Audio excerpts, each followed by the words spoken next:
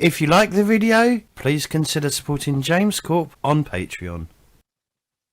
Good evening, everyone, and Merry Christmas. Happy Boxing Day, because it is Boxing Day today. It's no way Wednesday, the week before, at all. We are not... This isn't pre-recorded. Oh, it is. It is pre-recorded, just so that, you know... I didn't want to wrangle people on Boxing Day when they were eating their bubble and squeak and cold meats. You know, the best meal of Christmas. Anyone else in that boat that they think I Boxing love Day is... Boxing Day. Well, I say Boxing Day leftovers. Like, I make so much leftovers. There's like 2 or 3 days worth. Gotta have turkey curry, man. That's just like Christmas staple. I do love a turkey sandwich. And the soup. Yep. I don't think I've ever had turkey soup. Doesn't last that long in this household. 2 days it might last, maybe a week if we're lucky. Turkey might last a week. You need to buy a bigger turkey. Huh? You need to buy a bigger turkey. Oh, no. I'm alright. Not the greatest lover of turkey. I'd rather have chicken. Do you know what I mean? But yeah, we're playing a game that's written by someone in the row of faces. It's been written by Sue, the GM, who also ran us through Liminal the other week. And if you haven't watched the Liminal game, you should go watch the 8-week Liminal game that we did. It was fucking superb. But yeah, this will be out on the podcast and YouTube about a week later. Maybe. I think it might be out on the same day. I don't know. There won't be anything on the 2nd of October. What? 2nd of December. No. January. 2nd of January. Just because I can't get anything arranged, and it's like the day after New Year's Eve, so a lot of people are going to be a bit... Ugh. But hopefully on the 9th... No, is it the 9th? Let me check. Yeah, the 9th. We're going to be doing Twilight 2000, as long as I can find additional players to do it. So if you're interested, don't forget to hit that on the test chamber sign up. There is a form to fill in the form, and I can get you potentially on the Twilight 2000 game that we're doing. That's been run by Nathan, who ran our Alien game, and you enjoyed that, didn't you, Sue, with Nathan running it? He was a very good GM. Yeah, that was excellent. I think he's got a military background, so I guess do you know what I mean? So we're going to go around the table, get people to introduce themselves, and not their characters, because all they've done is given a name to their character, so they've got a name, now they just need to put a face to the character. But I guess we'll introduce characters once we've done characters. So yeah, I'm James. I run Test Chamber and the Chambers of Roleplay channel. I've been role-playing for quite a long time. Yeah, that's me. You've seen me in pretty much every game since the initial start-up of this. Even with the little testy that we did with the Numenera game, when a certain player kept falling asleep, which is always good. Is it Kirsten? Is that your name? It is. Yeah, it's my name. Thank you. My name's Kirsten. I am quite new to role-playing, only sort of 3 or 4 years experience, so definitely not as much as kind of other people that are in the hobby. I am one of the organisers of Albacon, which is an online tabletop role-playing convention for charity. So we raised $3,000 this year. Great. I love board games, love role-playing games, and that's it really. What charity? This year we supported a charity called Penumbra, which supports young adults and children with mental health problems. And the money we raised actually went to one of the local centres to where quite a lot of us are based. And last year it was a children's cancer charity that we supported. So mixing it up every year. Cool. You have to get me a link. Is there a link for a donation place, or is that? I think it's done. It was in October. Like we're past Okay. But yeah, we're kind of making it a slightly an inaugural thing. We've done 2 now, so we're going to do a third. All right, thank you. Martin? So I'm Martin. I don't have any gaming affiliations or anything like that. I don't have Twitter. And I'm even newer than Kirsten is to role playing. So I've been role playing for just under 2 years now. And I mainly play games. Really? Yeah, I think that's probably what do I play? So many things. So in fact, my first game was GM'd by Sue, and that was a game of Liminal. So played quite a lot of Liminal, a little bit of D&D, not too much. Quite a bit of Call of Cthulhu, and well, quite a few games of Matrons of Mystery as well. So it's a good game, and hopefully everyone that hasn't played it will take the opportunity to pick up a book and give it a go. I really enjoy it. So, Right, thank you. Richard? Hey everyone, I'm Richard. I have played RPGs off and on for a few years now. I wouldn't care to count. I review RPGs and fantasy novels over on Fantasy Faction, and also generally waffle about fantasy on there. And I have written some books for RPGs, mostly for the Middleland setting, and I've brought out a couple of my own very small indie RPGs, which you can find on DriveThruRPG. And if you really want to, you can find me on Twitter at @Marple. Thank you. And last but not least, the game, is it, I assume it's called Games Master because that's what I put, Games Master. So Yeah, I have a bit of a pet hate of games that make up their own names for game masters. So it's just Games Master. If you really want to call yourself the Games Matron, that is an option. Only because it has the same letters.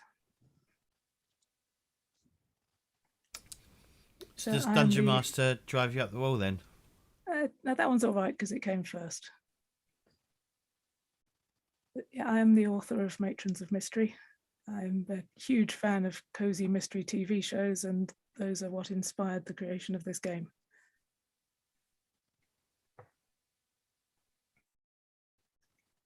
All right, cool. So what is Matrons of Mystery, Sue? Well, as I said, it's a game based on cozy mystery TV shows, and one of its key features is that at this point in the game, I do not know who the murderer is.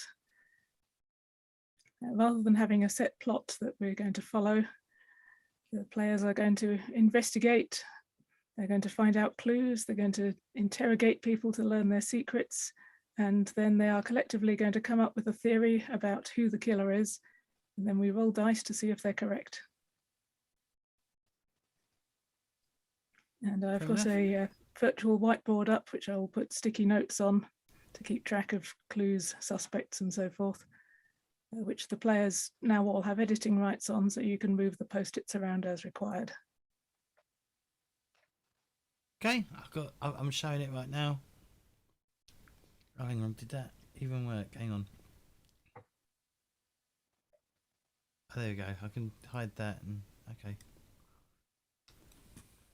Cool.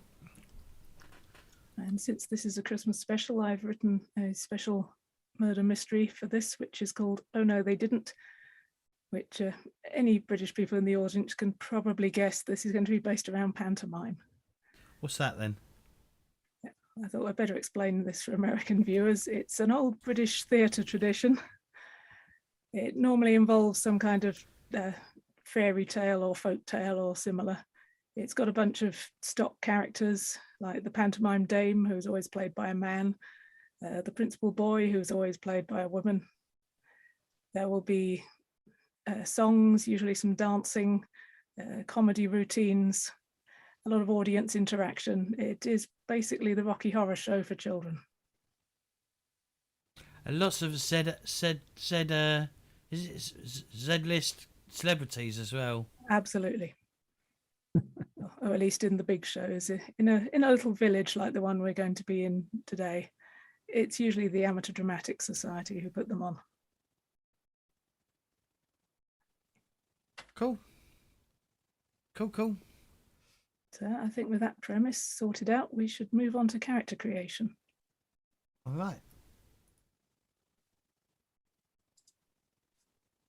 So there is a PDF that you can download of the character creation instructions.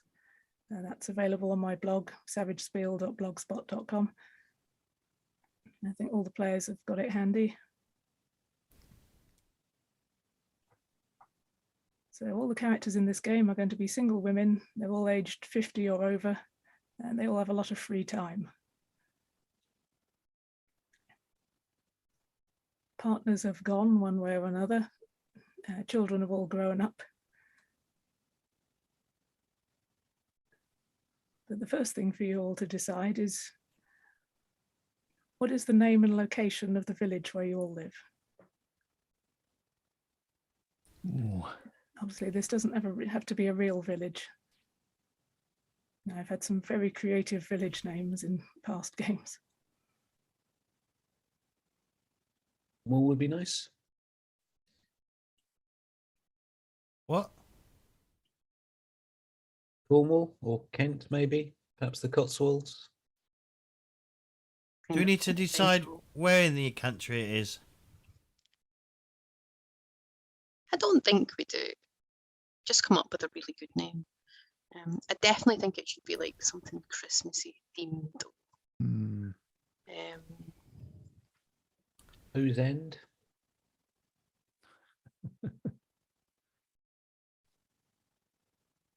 Sorry? Snow's End or Hollyton? Hollyton. Oh, I like Hollyton. that. Perfect. I was thinking like Mistletoe. But yeah, Hollytown. Or Upper Missile? I like Holly actually. Hollyton. It's very, very quite Christmassy. I like it.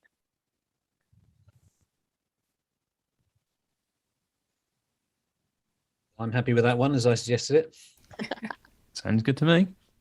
I've got a pun, but you know it's taken a while to come out, and I'm trying to think of a pun, a really witty pun, and it will come. I'll guarantee you, but at the end of the adventure, I'll be like, we could have used that name, and it would be awesome, but it won't be. That can always be the village up the road, the touristy one. Yeah. Where they One have with that big new estate. yeah, where they have actual celebrities in their panto, which just isn't the proper way. Not right. I've got a vicar who's under 50. It's just weird. So I'm leaning on has it got to be England or is it? It's in the UK, right? Anyway, so it could be Yule Lock.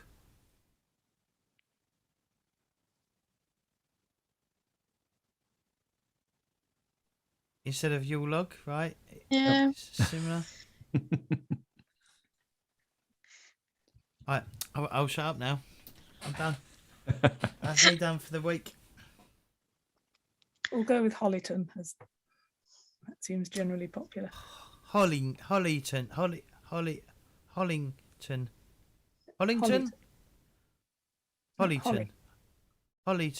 Yeah. All right. So the next step would be picking a name, but We could call it Cliffside after Cliff Richards, right? But nowhere near a cliff, just to confuse everyone. Exactly. Flattest land you've ever seen. Really boring as well.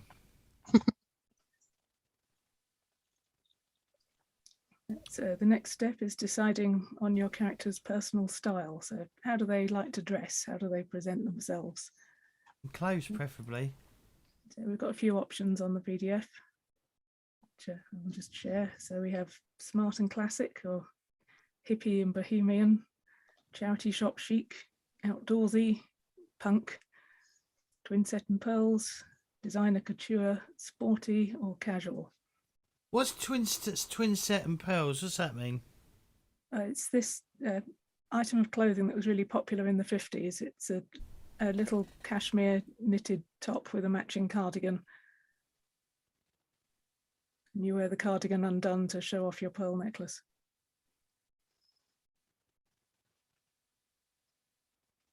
Well, I'm going to go for smart and classic, I think. Very, very prim and proper. I think Mavis will go for charity shop chic. I think she could afford to buy up market, but she likes to go and support people in the village, and she likes to go and have a natter with people. So she will just go and buy things from the charity shop, and she has an eye for finding very nice things to wear, but the outfit as a whole never quite matches. Edith is quite kind of outdoorsy, sporty, but like velour tracksuit, like really quite outlandish. Yeah, pink velour tracksuit, I think. Picture it.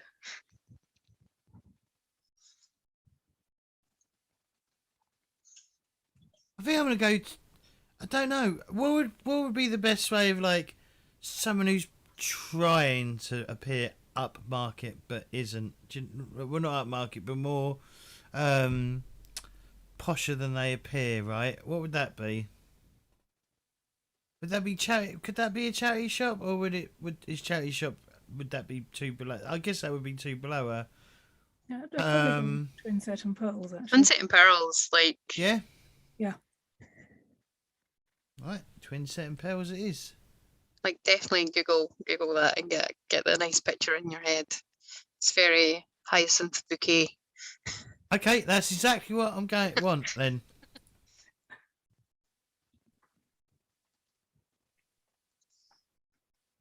I think that everyone has picked a style now, so now everyone needs to choose a hobby.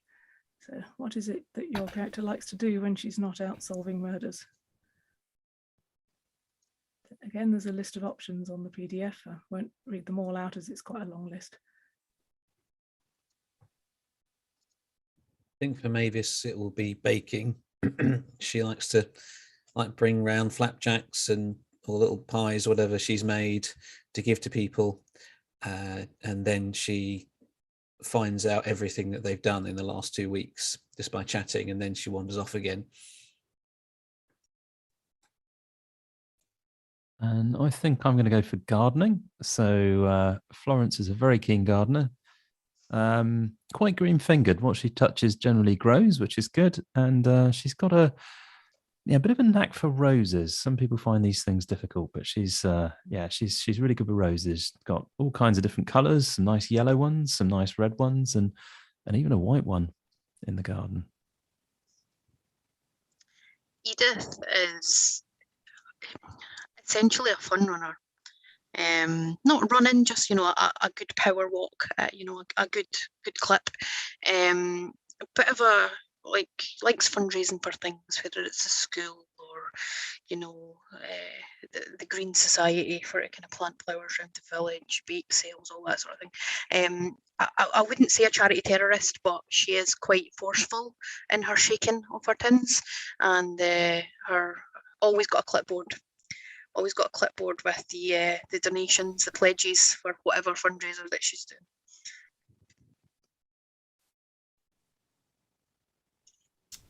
I think Hyacinth is into a flower arranging.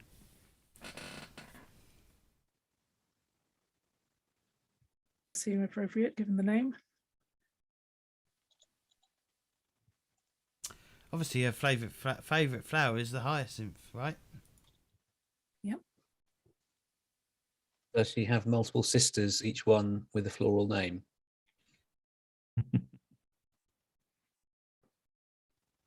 Maybe.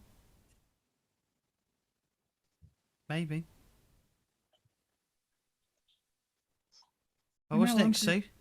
Background questions. So, who was your former partner? Are you widowed? Are you divorced, or were you never married? So Edith has had quite a few husbands. She doesn't like to talk about number 3. We try and forget about him. But yeah, we just couldn't live up to her, exacting standards.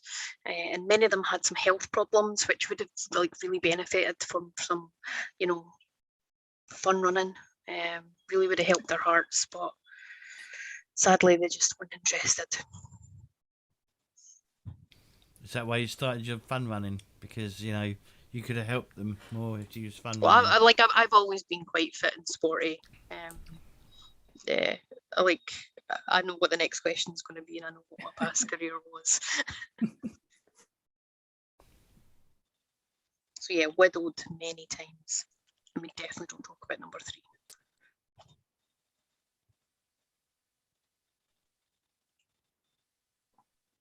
I think Mavis, if asked, would say widowed, and certainly in her mind, that's what it's like, because if you move to the Costa del Sol with a woman half your age, you're certainly dead to her.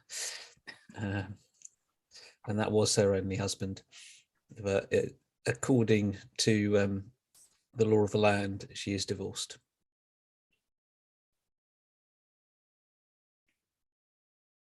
So, Martin? yeah, Florence is a widow, a genuine widow. So her husband died. Quite young though. She doesn't like to talk about it very much. I'm going to spoil the next question if I'm not careful. But yes, she married her husband Mark, who was somebody that she met at work. But I'll do that bit in a minute.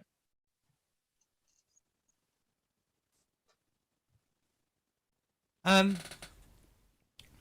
think Hyacinth is a recent widowee, I guess.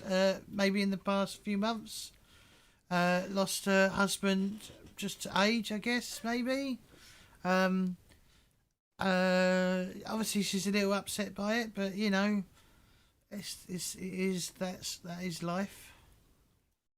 I have plenty of friends who've been there and can support you through this grieving process. Oh yeah, I'm constantly inviting them round for coffee.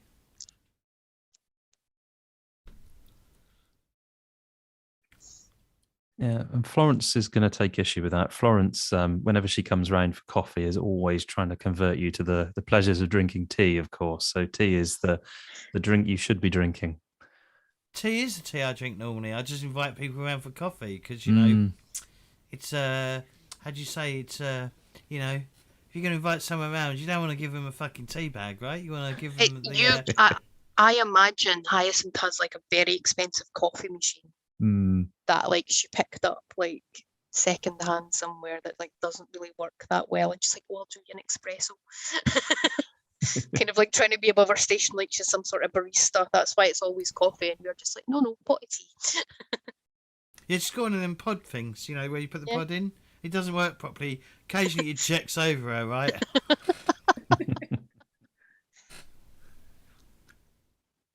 Ask for coffee, Mavis nods, smiles, and gives them coffee cake.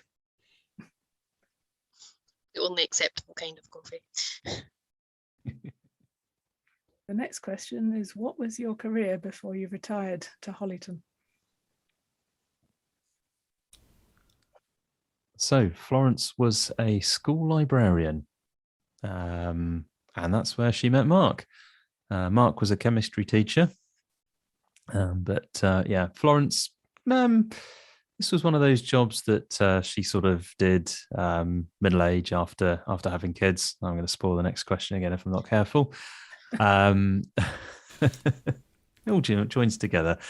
So yeah, after her kids left, she carried on there, and poor old Mark died, but she couldn't find it among in herself to move, and so she stayed there ever since. Well, Edith actually worked at the same school as Florence and her late husband Mark, as a PE teacher.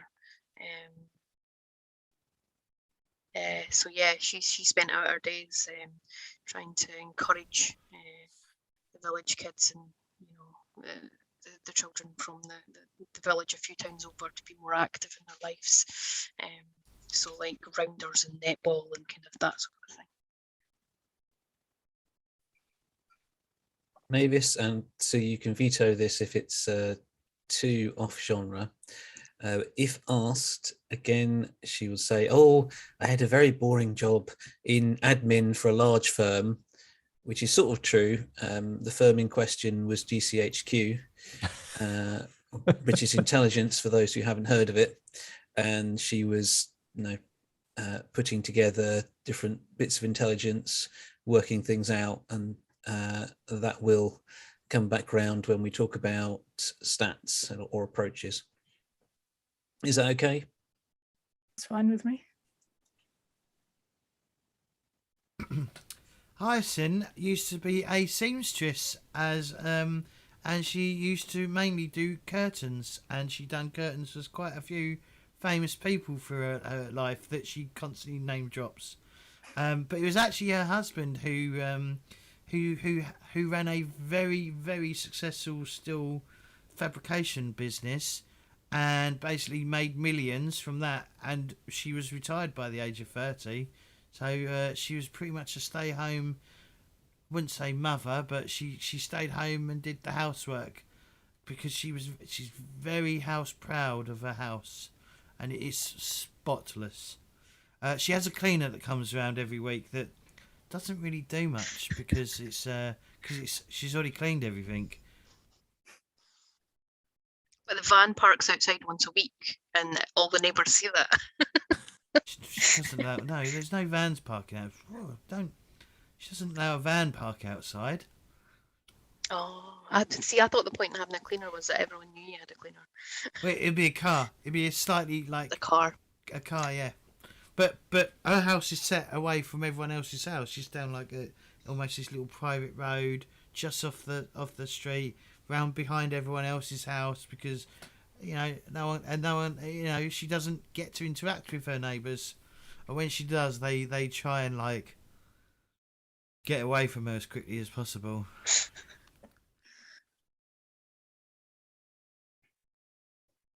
So next question is, do you have any children? And of course, who are they?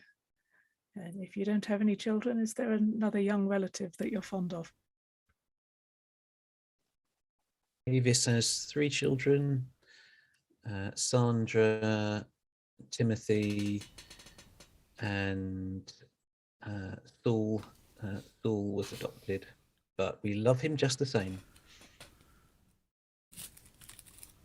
Oh, and Timothy has 2 small kids that Mavis is forever sharing pictures of.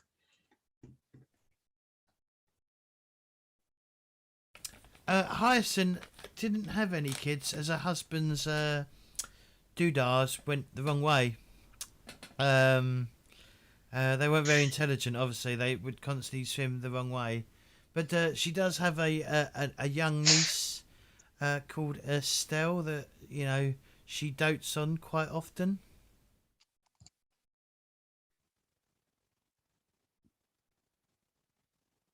Is that all you needed? Yep. Do I need to write this shit down? Yeah. Oh, shit.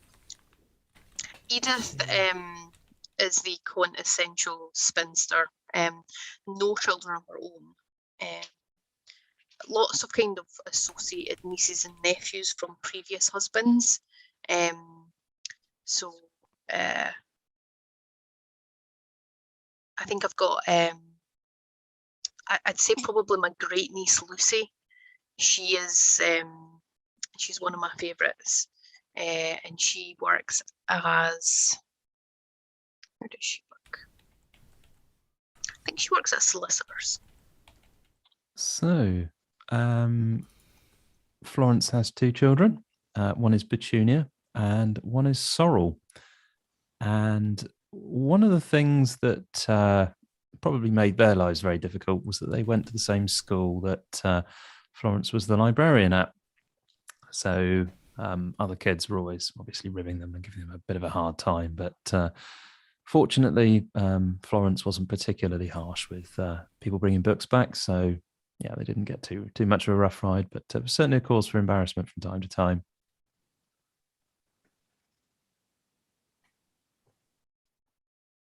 Was she one of these people that would you know, if the kids are up to no good, you tell the parents, you know. Well, she was only the school librarian, so she kept clear of that kind of thing, and would have left it to probably the head teacher of the local school to do any sort of parent contact. Probably as much for her kids as anything else.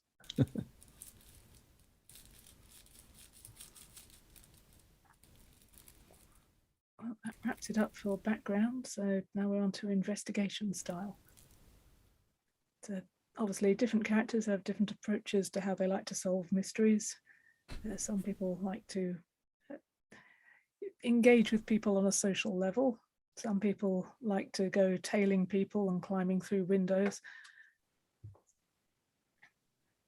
So there are 4 different investigation styles. You have a primary style, and there's you can tick the tick box next to whatever you decide your primary style is. Well, there's 4 of us, and there's 4 different types. What are the different types, Sue? The types are physical, logical, intuitive, and gregarious. And of course, everyone can do all 4 styles. You're just going to be better at some of them than others. And it doesn't matter if we don't have someone with a primary in each one, because it does just depend on how you decide to go about solving the mystery. For Mavis, given her background, I imagine her as having a mind like a steel trap, hidden behind the sort of gentle, homespun, smiley persona. So I would like to go for logic for her as a primary. Okay. Edith is very much, you know, a bin raker, very physical. I will, you know, have a rake in that bin, or Ooh. I'll, you know, I will I hope jump. you I wash will your try and hands jump that afterwards. fence. Of course, I wear gloves. I'm not gonna touch it. Yeah, you know, I'm the one, you know, awkwardly trying to leap the fence, trying to recapture some of my youth. Did the steeplechase when I was younger. So yeah, physical will be my primary.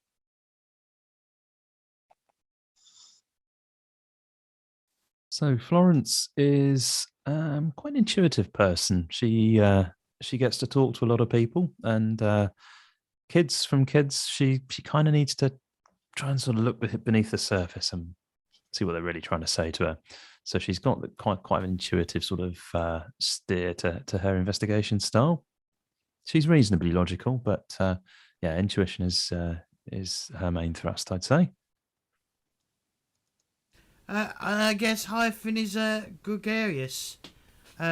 She's very overbearing, so maybe that's how she gets people to like open up over her, because she just, you know, is very overbearing at them, and doesn't stop coming at them until they finally crack and start spilling beans, maybe over a cup of coffee. If it hasn't backfired and, you know, sprayed all over her. She grinds the beans and then her guests spill them. So what Very do I good. do with the cat? Do I tick gregarious then? Is that what, am I ticking it? Is that what Yep. I'm doing? Yeah, tick the little box on the right. Okay. And then each of the styles should have a number box. So you put +2 in your primary style, and then 1, 0, and -1 in the other 3, in whatever order you choose.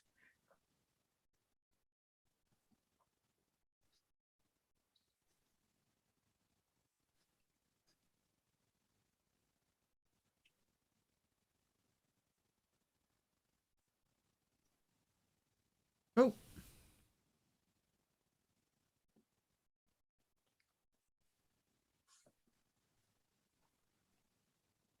So once everyone's assigned their investigation styles, you each need to choose a contact from your past.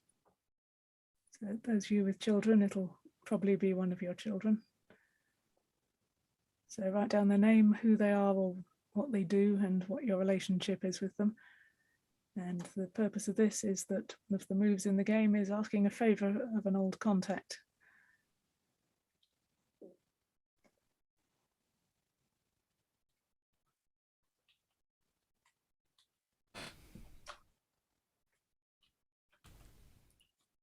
Does it have to be our family pet contact? It doesn't have to be. It could be an old colleague from work. Maybe a past relationship.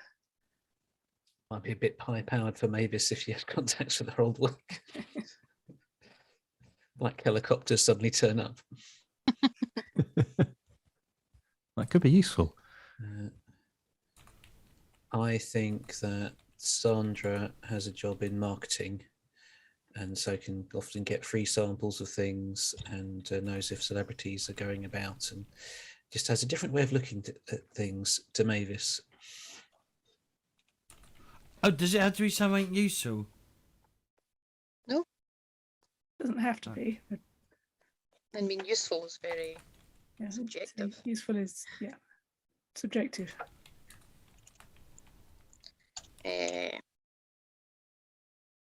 Mine's is going to be my great niece, Lucy, who is my godchild as well. Actually, I'm going to have her a bit younger. She's going to be at university still, and I think she's going to be doing studying biology at university.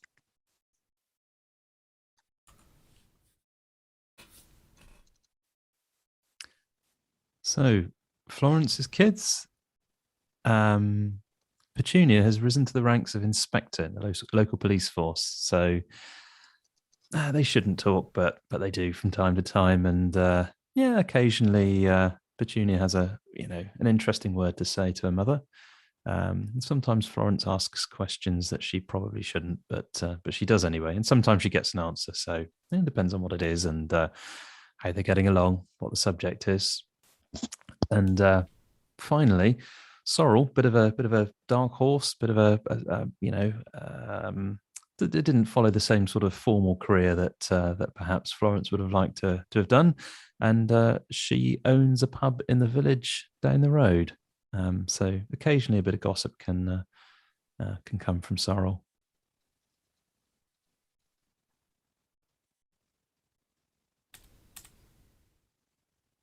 Has everyone else picked? Or are we just waiting on me?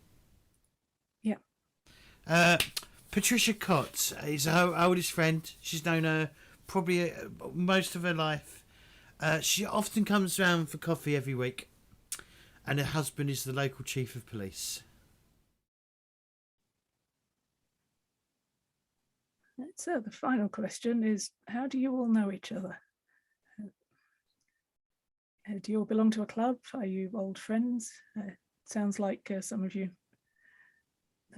used to work together. You've had some connections through the police. I've probably done everyone's curtains at one point.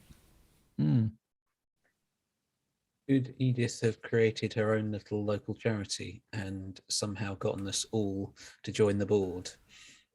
That sounds good. That would work. Imagine, and the exact remit of the charity keeps changing each week, and so we seem to end up in everyone's business. Perfect. Be like, I guess it could be the Friends of Hollyton.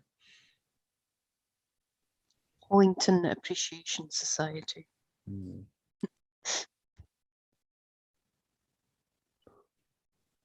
What are like the village groups who, like, I'm thinking like we've obviously got a gardener, we've got a flower ranger. We could be the Hollington Historical Society. That just does charities on the, that supports charity on the side, right? That, we usually go on trips around Hollington and other local villages to learn about the history of those local villages. Raise money to protect any listed buildings in the village. There's a particular type of local stone and a particular type of local building with that stone, and it's very rare and it must be preserved. Yeah, it has. It's like a green, off green whitish colour. And we're definitely like against any sort of like development in the village. Yeah, in fact, they're always writing to the local council, putting a case forward to get a building listed. It isn't at the minute, but they keep saying, this thing must be protected, and they're really irritating developers. Yes. Like they want to Often. put a small co-op in the village, and we're just like, no. Like, Think of the character of the village. exactly. We have had a greengrocer in this village since. Yes. Look. We have a Safeways. That's all we need.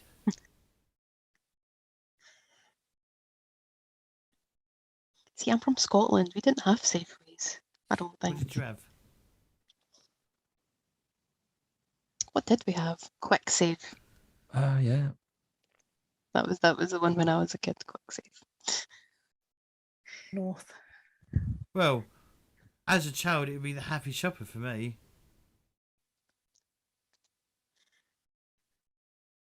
These people were considerably older. It might be like, what was before Summer? Maybe it's the Summerfields. Did I say Summerfields? You said Safeway. And I truly believe that, you know, we have a butcher's in the village and a baker Yeah. and not quite a candlestick maker, but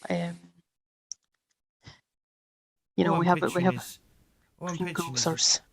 to play some Hot Fuzz, right? That's all that's going through my head right now. That is basically exactly it. I think Mavis has a There low. was a supermarket in that though. We would not have allowed that.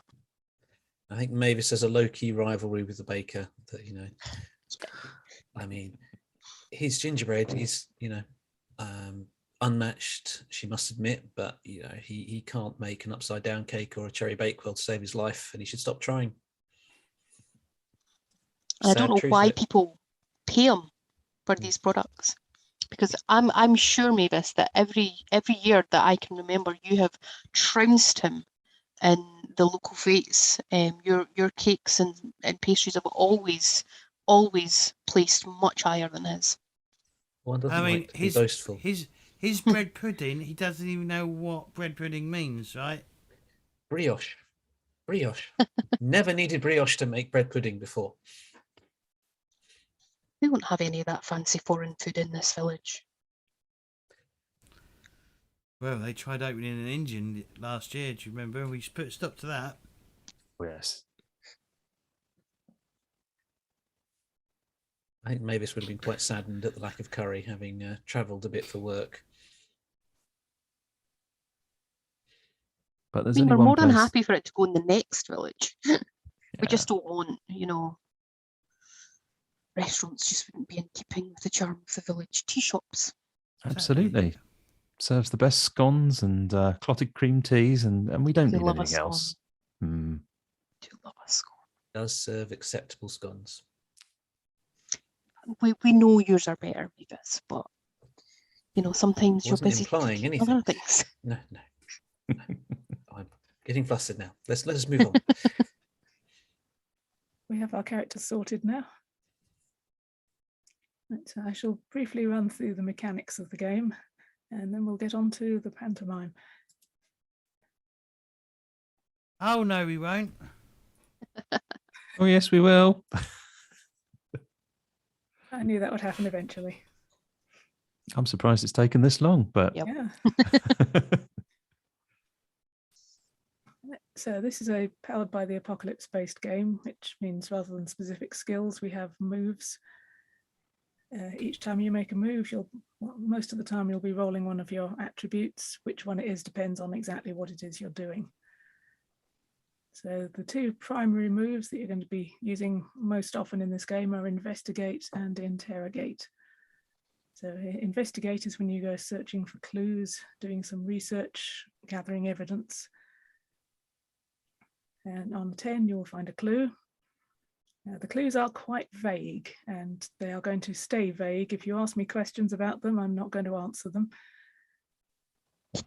That is intentional because you know those moments in a cozy mystery show where someone finds a letter about halfway through the show, opens it up, reads it and gasps, but you never actually see what's in the letter until you get to the end of the show. So what the more vague clues actually mean is up for you to decide at the point when you start assembling your theory. If you get less than a 10, there's going to be some kind of complication. And exactly what those entail can be quite varied, but some of the time they will give you a condition. A condition is something that will cause you to roll with disadvantage if it is relevant to what you're doing. Disadvantage means instead of rolling 2 dice, you roll 3 dice and keep the worst 2. So That's a bit different from standard Apocalypse World, right? Yeah. Let's say a condition could be something like if you got a bad roll while climbing through a window, then perhaps you slipped and sprained your ankle. If you got a bad roll while having a chat with somebody in the pub, they might throw beer at you. Is there one like ate too much cake? We've had all kinds of strange mishaps so far. And my favourite one so far was a bad case of hay fever. Laughing matter. So the interrogate move is when you're questioning one of the suspects or somebody else around the place. As you start off the conversation, we have the roll. Depending on how well the roll goes, depends on how the conversation goes. So if it goes well, they will tell you a secret. It might be one of theirs, it might be one of somebody else's, because obviously most people aren't going to want to incriminate themselves. If you roll badly, then you might annoy that suspect and they might be a bit reluctant to talk to you in future. So those are your primary 2 moves.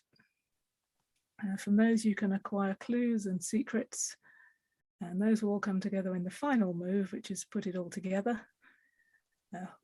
At the end of the game, when you come up with a theory, one of you makes a roll. We add on the number of clues and secrets that you incorporated into your theory. We subtract the number of suspects. And if that roll went well, then you got the answer right. If it went badly, then there's something wrong with your theory and you're going to have to find another clue. So those are the main moves. And in between all of that, we have take action, which is simply if you're doing something where there's a risk of failure, if it goes wrong, then you make a roll to see if it does go wrong. We have lend a hand. If 2 of you are working together on something, then if you can describe how you're helping, you can make a roll and the person you're helping gets advantage, which just like disadvantage means you roll 3 dice and keep the best 2. And we have ask a favor. You can do that once during the game session. You can call up an old contact for help with someone and you get advantage if their help would be useful. We have reminisce. That's something you do right before you make another move. If you think of the way Miss Marple likes to reminisce about her younger life in the village of St Mary Mead and how something that happened in that village applies to the current situation. That's what the reminisce move is for. And again, if you can reminisce about something appropriate, then you get advantage on the roll you're about to make. Is there a limit to how often you can reminisce? It's really limited by your ability to come up with interesting things to reminisce about. We have nice cup of tea and a sit down. So if you've acquired some conditions, you might want to take a break from crime solving for a bit, for a sit down and maybe a nice scone, and figure out how you're going to get rid of that condition. Is coffee okay? Coffee is also acceptable. Okay, just making sure that you know the once a day coffee drinker that occasionally gets it on her, you know, can sit down and have a nice coffee. But wouldn't a nice cup of tea be better? It would. And finally, we have go to adverts, where you can do this once per session. If one of you ends up in serious danger, then we pause on a cliffhanger. And then there is an ad break while we figure out how you're going to get out of it unharmed. What happens if we're on the BBC though? What happens there? Because we don't have an advert. It's on BBC, right? So you know, if it's been shown. Sorry. We have a fade out, fade to black. Yeah. Then we'll come back with all the answers. A public Hopefully. service announcement or something. Yeah, Just quick news just into bulletin. part 1, yeah. And then there's next week is part 2. Oh, yeah. Yeah. Yeah. Well, yeah, or a BBC newsreader popping up. Like, remember, children, stay away from large bodies of water, or you may drown. Now returning to your regularly scheduled programming.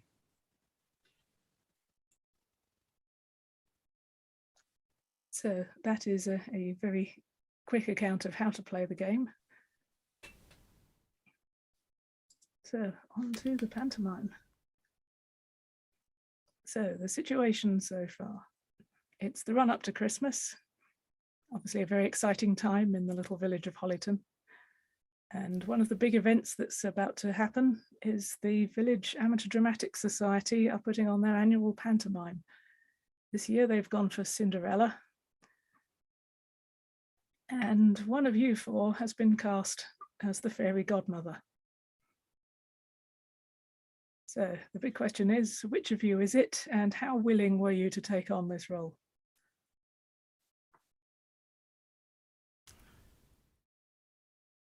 Who's the sporty one? I organise fundraisers, so I would clearly be like far too busy, arranging ticket You're sales. you're clearly the fairy godmother already. So it's a role that you was born to play. Davis would be doing the catering. Florence might do it begrudgingly. She'd be very, prim and proper. If none of you want to do it, Hyphen will do it. I was going to say, I don't think prim and proper works for a fairy godmother in a pantomime. No, I don't. Hyacinth would get to be the centre of attention. Yeah. Star of the show. Yeah, she would. Yeah, she would do it totally. Especially if they have to. I reckon she's quite a bigger lady. Do you know what I mean? But having her on a fucking string as she comes flying in. Not sure the Village Hall insurance covers that. Yeah, we've got. Hey, look, it's a cowboy. It's a cowboy establishment, right? What are you talking about? The Hollyton Amateur Dramatic Society is one of the most revered in the country. Our risk assessments are the stuff of legend. It's those. Sure. Hyacinth has put herself forward as the fairy godmother. She wanted to be Cinderella, but they decided she was a bit too old, maybe. They have inexplicably made the chance to cast an incredibly beautiful golden-haired 21-year-old Willow Jackson in the role of Cinderella. Fucking. I'm sure she was an extra in what TV show was she an extra in? The Bill. Oh, see, I had the bill in my head as well, and I was like, I don't know if they still make the bill. I don't think they do. Do they not? I think it's cancelled. Casualty. Oh. I think that's just been cancelled as well, hasn't it? Oh, is it? You can tell I don't watch normal television. Not been cancelled in Hollyton. Why Willow is home and available to do a panto. Yes, exactly. She was in Hollyoaks or something. Emmerdale. Maybe she was in Emmerdale. Oh, yeah, extra in Emmerdale. Non-speaking part, obviously. Or that she handed someone something in Towie. I don't What's think Towie's Towie? a thing. The only way in is Essex. No, I'm as sorry. Edith. Sorry, I would not know. Edith would not know what Towie is. Mavis would explain. She was a murder victim in Midsummer's Murders, right? Oh yeah. No, the murder people, like the victims. That's what I'm looking for. They tend to have speaking parts. I don't think she was quite as important to have a speaking part. Oh, okay. Maybe she's the one that found the body and screamed. Yeah, screamed. She does a really good scream. Could have been another cadaver. And the only bit she was in, she didn't actually say anything. She screamed, and then when it cut to the title screen, and when it came back, she was just sitting in a chair sobbing, and the police were talking to her in the background as the main characters were talking in the foreground. Yeah, there we go. Yep. There we go, Sue. Yep. So Derailing your story already. So it's the day of the dress rehearsal. So Hyacinth, you are of course at the village hall where the little stage is. Did you sew your own costume? Yes. I probably did everyone's costumes as well. Yeah, it's very important that Cinderella can do the big dress change in a suitably dramatic fashion, isn't it? Not as dramatic as the fairy godmother's dress, so surely. Oh, mine's big, and mine's like big and fluffy. Got little wings. Everyone is getting ready for the start of the dress rehearsal, but things are a bit delayed. You're starting to wonder about Willow's professionalism because she really should have been here and in costume by now, but there is no sign of her. And finally, the director says that they're not going to wait any longer. Get the understudy into the Cinderella costume, and we're going to start anyway. What? And then the curtain is pulled up, and there, lying on the stage in a pool of blood, is Willow. Did no one check?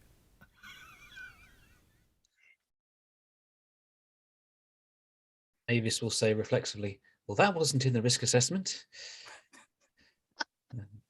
Hyacinth will scream and faint.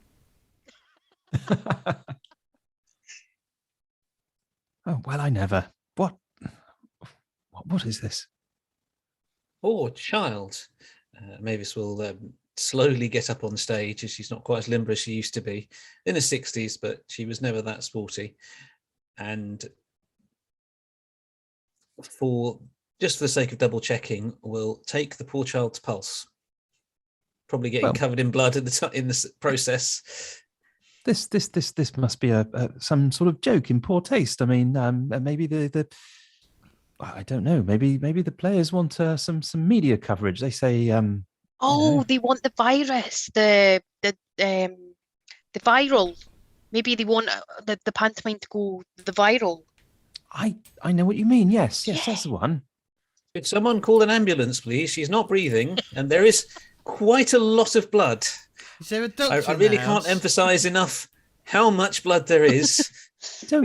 Don't tell me you're in on it as well. You're not part of this sick joke, are you? Oh, think what it'll do for the ticket sales. Mavis will get out a wet wipe, clean her hand, and then call the ambulance herself. Yes, Willow is quite definitely dead.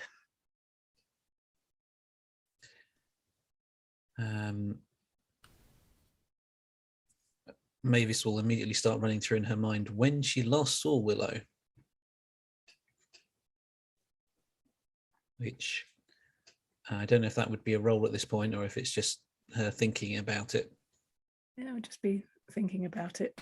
So yeah, she was definitely fine last night. It's fairly early on in the morning. And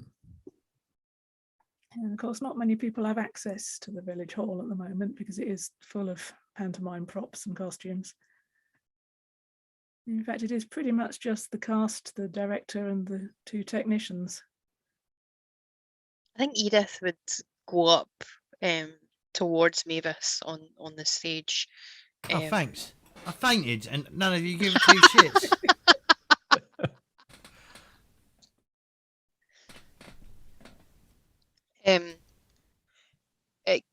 Go towards Mavis on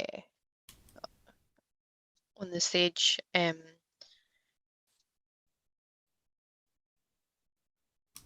I think I'm just kind of like I want to like have a look. Like, is she dressed in her Cinderella dress? Yeah, I think she's in Like, costume. in costume, excellent. Oh, it took hours making that fucking dress. I'm unconscious. However, are you going to get the stains out? Is the dress damaged? That's the big question. It sounds like you are investigating the scene of the crime, so perhaps it's time for a roll. Tampering evidence. So what kind of attribute do you think what investigation style are you using? I think it would be physical. Like I want to well, first off, I want to check that, Hyacinth's like hours toiling away on that sewing machine. I'm sure with a bit of vanish, we might be able to get some of this blood off. But is the dress itself intact? There's no tears or rips or anything like that. So I would say I'm like physically having a look to see like where all this blood has come from, other than this poor child lying on the floor. Okay, would you like to make your roll? Yes.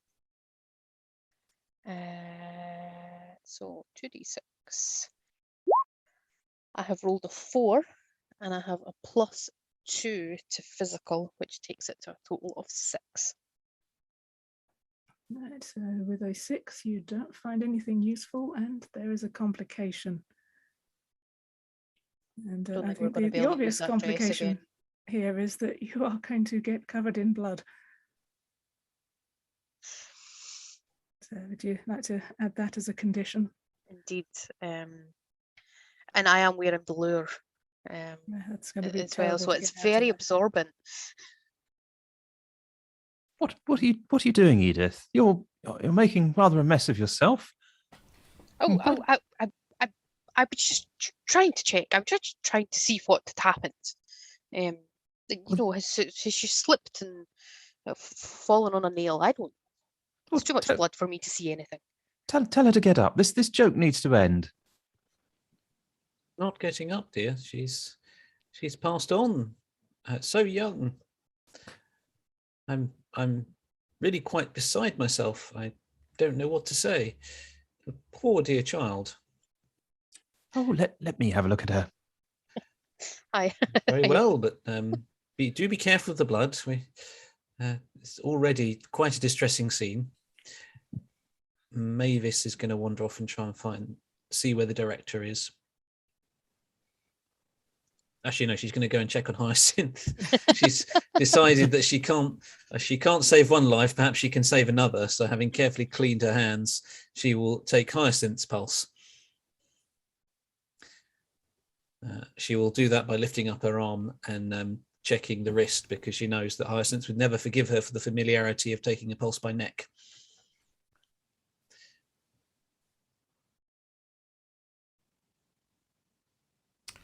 I guess she would start coming too, perhaps, as you actually bothered to check on her. Mavis will help Hyacinth into. Where am I? Where?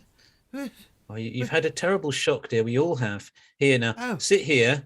I have some rock cakes. Have one of these, and I'll get you some water, and you'll feel right as rain. Very soon. Oh, a cup of tea would be lovely. I'm sure I can rustle something up now, dear. Just try not to look at the centre of the stage or at Edith, just for the moment, until we get you feeling better. What's going on in the centre? Oh no! Look at my dress. It's very, very sad. That poor girl. Yes. I shall go and find some tea in the director, and I'm sure we'll get to the bottom of all of this.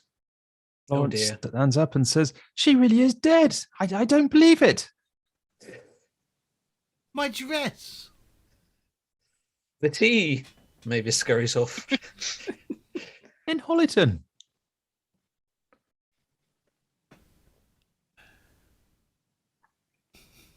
So there are various members of the cast around. It's up to you where exactly in the theatre you encounter any of them.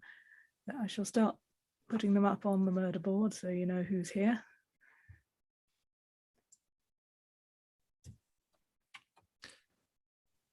Of course, we have all of the standard characters you're likely to find.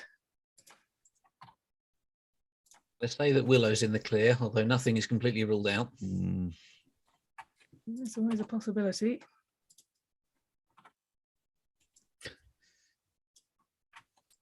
Jack Wilson and Willow Jackson. Yes. Sometimes I'm not great at names. I know the feeling.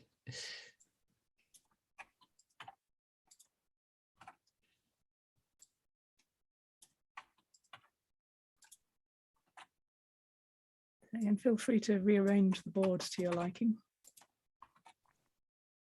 So we have the two ugly sisters, Jack Wilson and Donald Pryor. Billy Temple playing Buttons. Rose Butler playing Prince Charming. Jenny Crane playing Coco the cat. I don't remember that one in Cinderella, but I remember a mouse, but I don't think I remember a cat. Simon Boucher, the director, and two technicians, Miranda Jackson and Lindsay Very Ellis small Jones. cast, right? Well, this is just who's here right now. I'm sure the ensemble are warming up somewhere. I see. You don't think Willow's related to Miranda, the sound technician, do you? I was thinking that. You will have noticed they do look quite alike. Ah. Is Willow, is she local to the village? Do we know her well? Do we know her mother, really?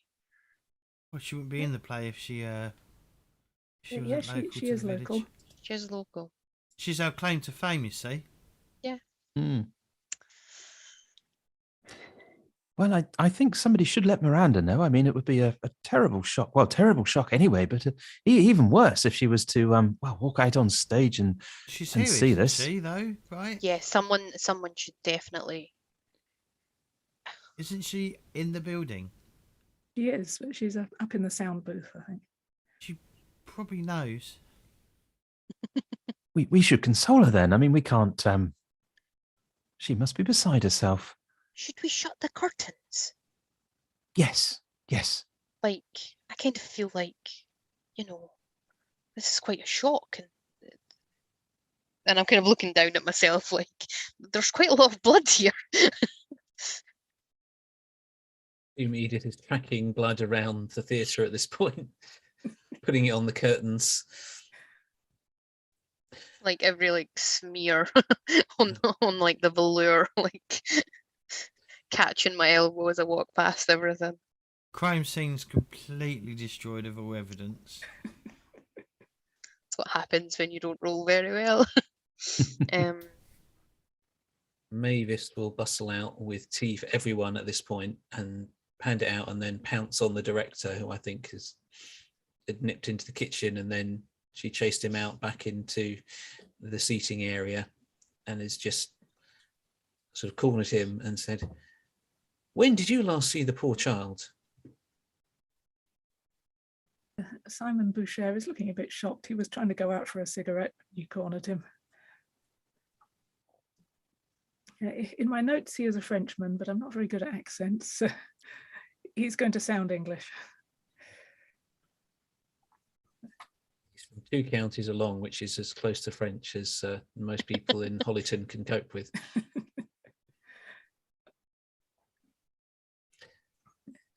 He is gesturing dramatically and spilling a fair amount of tea in the process.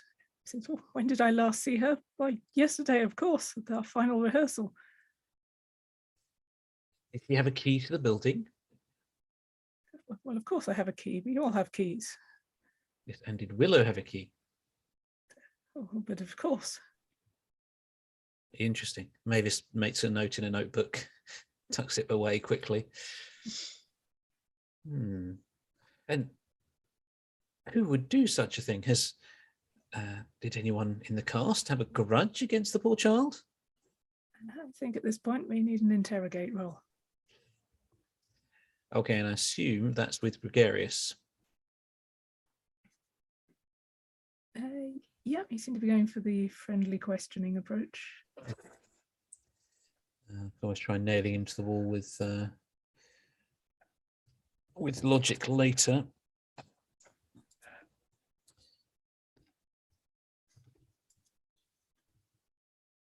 I think you were going to say nail him to the wall with your rock cakes. No, they're very crumbly, dear. That's a They're much special better like that. weapons. Rock cakes.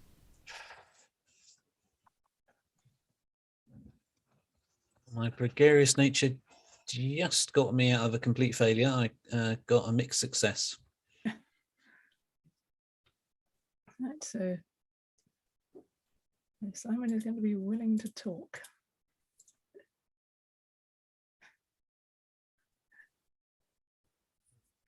A grudge? Well, who could possibly have a grudge against her? And he frowns. Well, I suppose apart from Jenny, she did audition for the Cinderella role after all, but she just couldn't compare with Willow. Jenny, I see. And was she happy with her role of Coco the cat? Well, who knows? She barely speaks, does she? I see. So is that our first clue, Sue? That is your first secret. Okay. I'll see if I can add that. So add Jenny. a different colour to the suspects. To make it easier to Also, read. Sue, you're a little bit quiet, actually. I don't know why. I've got all my normal settings on. It's because you're turning your face away from the camera, from your mic. That'll be it.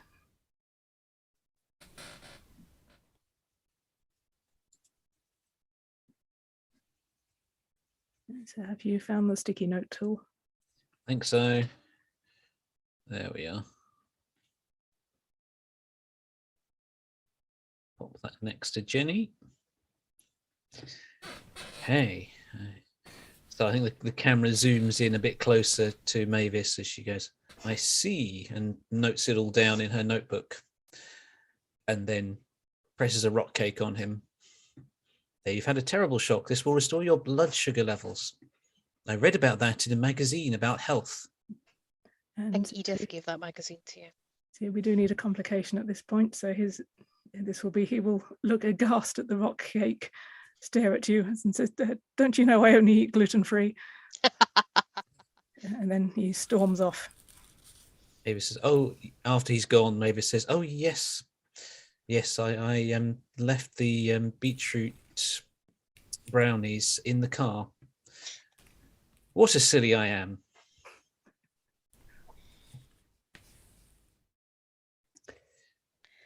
So meanwhile, up on the stage, Edith is like manually like shutting the curtains with the rope, probably dragging even more blood all over the stage at this point.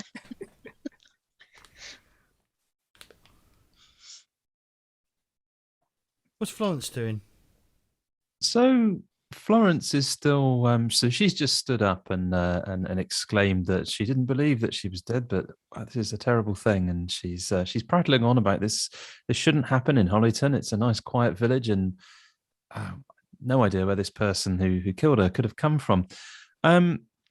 So she's started to look around. The shock has started to wear off, and she's wondering if. So she's looking at the stage, trying to find any sort of clues. Maybe the body's been dragged into this location, and there might be a trail of blood. There's going to be a trail of blood I was from gonna the say there's curtains many. that are dragged through the fucking body. Fortunately, Many trails of blood. Florence has seen this, so she knows that the trail that leads from the curtain is probably nothing to do with the killer. A red herring, if you will. Yes, a very red herring.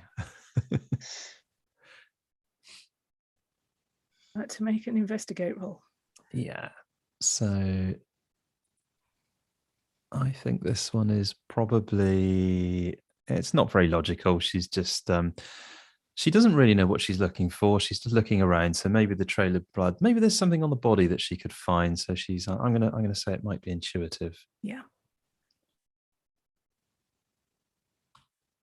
And oh dear. So that's I rolled a 4, and fortunately, not that it makes any difference in this case, I've got a +2 for my intuitive for a total of 6, which is still a disaster. Yep. I think roll 20 does not like us today. So you do not find anything useful, and there is a complication. So what kind of complication should we go for, given that getting covered in blood is kind of already done? I Well, suggest that the member of the police arrives at this point, and one of the matrons turns to them and says, "We didn't kill her," or something like that. I mean, I am the one covered in blood at this point, so I would be the obvious one to say I had nothing to do with this. Didn't one of you have a daughter who was a police inspector? that was Florence. Yeah, I think this is the time for Petunia to show up. And you hear a shout from the side of the stage, "Mum, what are you doing?" Oh, Petunius, there's been a terrible, I don't know what it is, maybe an accident or someone, I don't know. Willow, she's dead. Yeah, I can see that. What on earth has happened to my crime scene? Officer, I'd like to report a murder of my dress. Criminal damage. Petunia looks quite startled at that, and remembering who that is talking, takes a look at the dress and says, yeah, I see your point. But that's irrelevant. I need all of you off the stage. You're contaminating the scene. If you must go poking your nose in, at least poke it further away from the body. Oh, okay then. I'm sure you'll keep everyone us away from the stage. I'm sure you'll keep us abreast of anything that you might find, you know. Davis nods sagely, of course. It's only natural to inform the Historical Society of current events.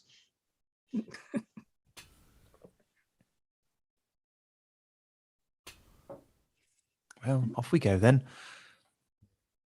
I really think someone should go and have a word with Miranda. I don't think that person should be me, though. That's very fair. I'll go speak to her.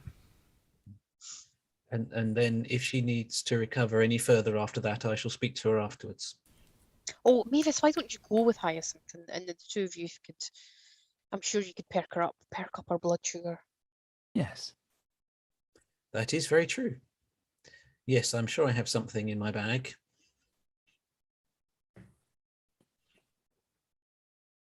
So Mavis follows dutifully behind Hyacinth, allowing her to take the limelight.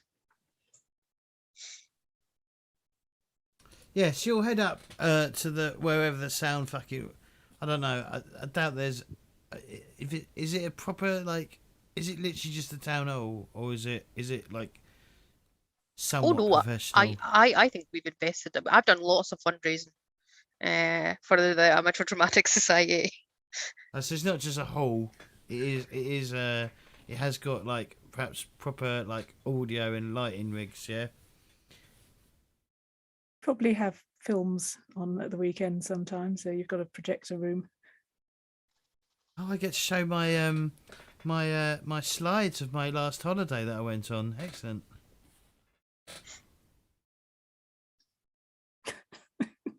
Assume there's no such thing as security cameras or anything like that, Sue. Oh, absolutely not. That would make it far too easy. Yeah. Also, Mavis. it would ruin the beauty of our beautiful village, Mavis. Do you not remember us picketing the town hall about them wanting to bring in security cameras, and we told them no? Mavis was ill that day with an unspecified illness. I'm sure you was there with cakes and tea and cakes. I'm sure you had a little stand. I'm sure of it. I'm sure sure I remember you saying that Hollyton has one of the lowest crime rates in the country. So why would we need security cameras? Yes. Mavis's house has security cameras. We've all written to the council about that as well. We're not happy about the privacy of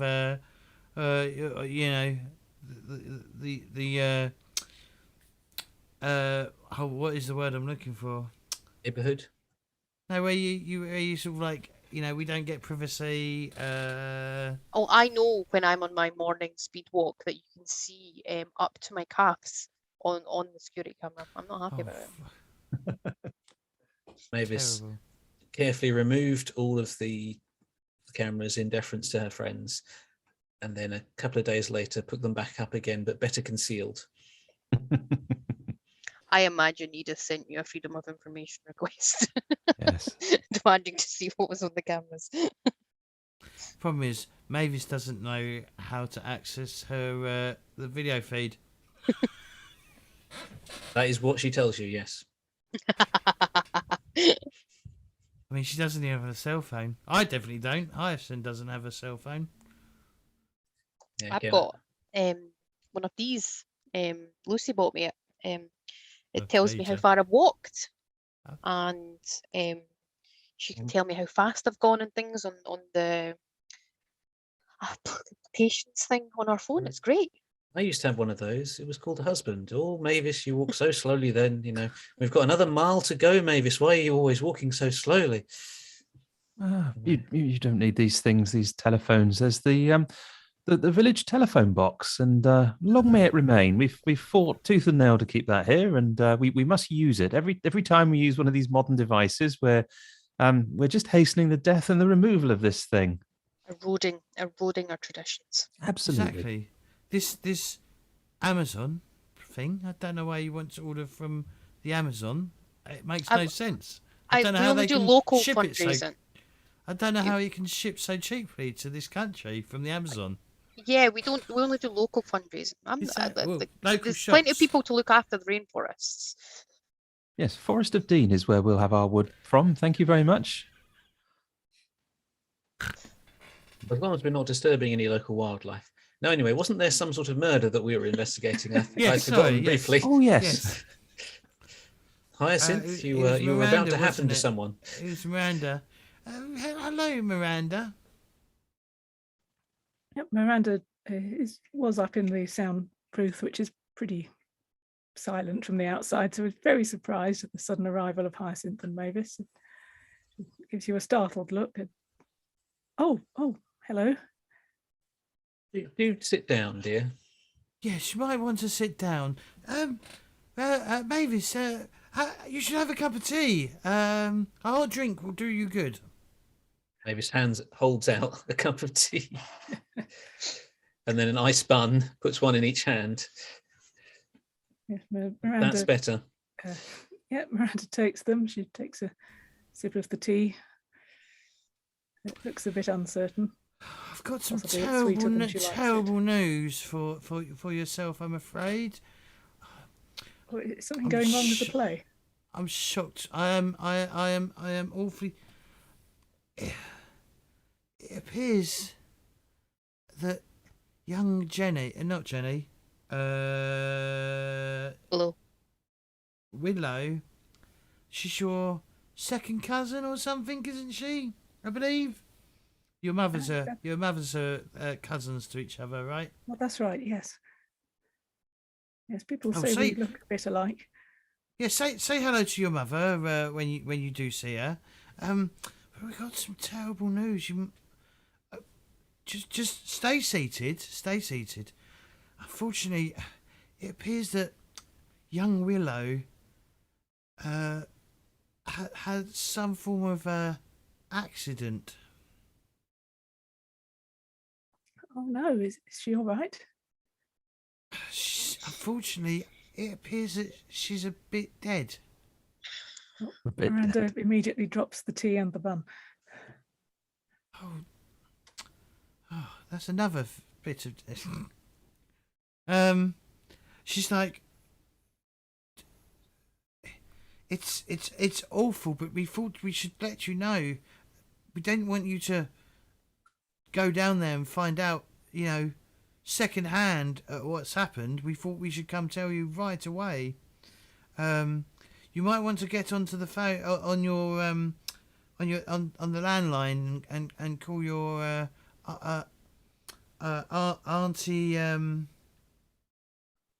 Auntie Maureen, Willow's mother, and perhaps get her to come down, or maybe I should do it, if that's okay. Oh, maybe that would be better. Auntie Maureen's out of town at the moment. Oh, she's always gallivanting around the world, isn't she? She's never where you need her. Yeah, she's off doing a Christmas shopping in London right now. Oh, I thought she was on a cruise. Oh, that was last week. Oh. No, Hyacinth, she said she had a crush on Tom Cruise. I have it in my notebook. I don't know why she's writing that shit down, but okay. Mavis, write down. Now I do have a question for you, Miranda. When did you last see her? Suppose yesterday when we did the sound test. Oh. And was that the last time you was in contact with your cousin? Well, yes, I just came straight here this morning and went straight to the sound booth.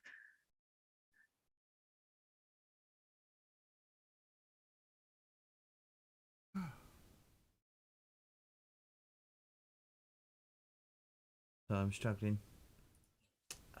Seemed troubled at all? Was she worried about anything? Here, have another bun. I'll clean up the mess, don't you worry. You've had quite a shock. No one blames you for a moment, even though that was a very nice cup. Actually, I think I can salvage it. Goes carefully, puts it in a plastic bag and wipes up the spill.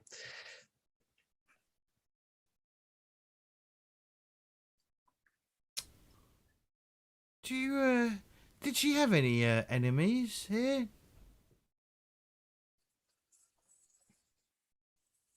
Would you like to make an interrogate roll? Yes, please. Can I assist with the buns and the cross questioning? Yep. So first we'll have Mavis make an appropriate roll. Okay, so I think that would probably be gregarious again. I think we're going for a gregarious approach. Yeah. 2d6 plus 1. Oh, no, that is a failure.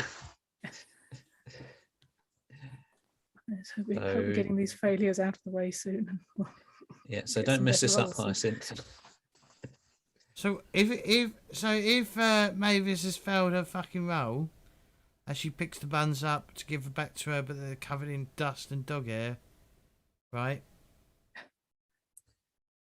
You make your roll as normal. Okay. See. And what am I adding? Whatever your gregarious style is. Ooh. I got an 8. Right.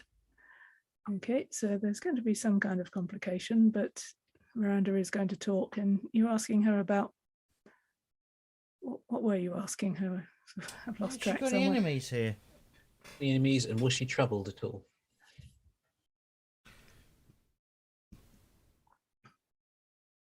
So Miranda thinks for a bit. Enemies. Oh, well. Well, I don't know really. I think most people liked her, and especially Rose. Honestly, I think she had a bit of a crush. Who's Rose? Oh, Rose Butler. Okay. Yeah, Prince Charming.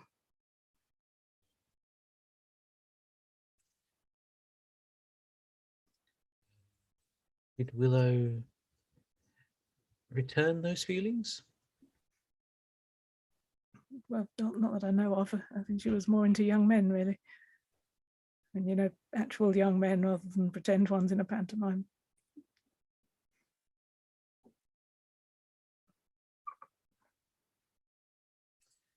And we were going with a complication. And I think what's going to happen at this point is Willow is going to break down in tears and insist that she can't possibly be around other people any longer. Did you say Not Willow. Willow's suddenly alive in the sound booth? Now the vampire game. Excellent. Oh, Cthulhu. Is that a secret or a clue? That was a secret. Okay.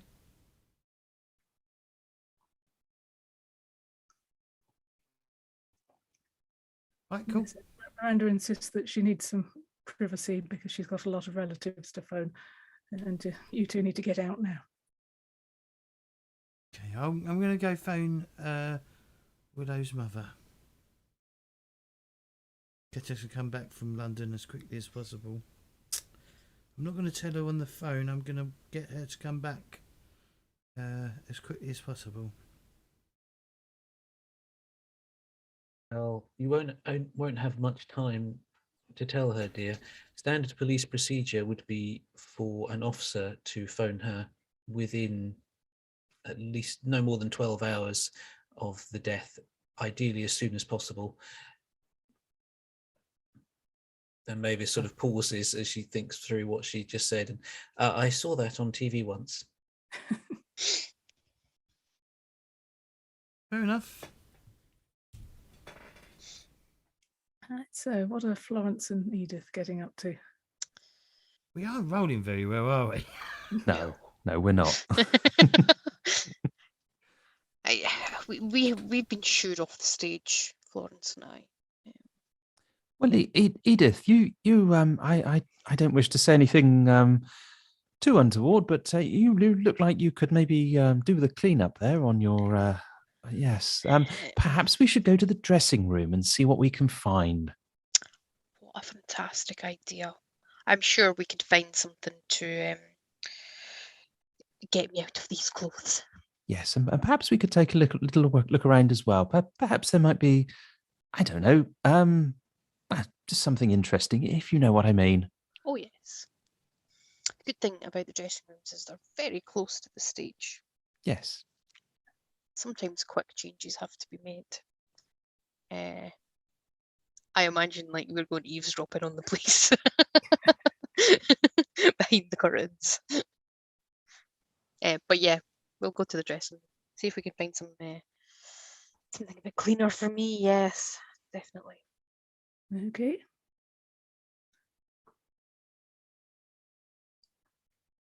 But, this is a slightly unconventional use of the nice cup of tea and a sit down, but a perfectly acceptable use. The two of you take a short break to get Edith into some non-blood covered clothes. So I'm imagining there's not a fantastic choice of clothing back there. Yes, it is largely pantomime costumes. You come out in a like a Peter Pan or something.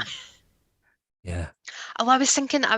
Does Buttons not wear like the red coat with I can't remember what he is.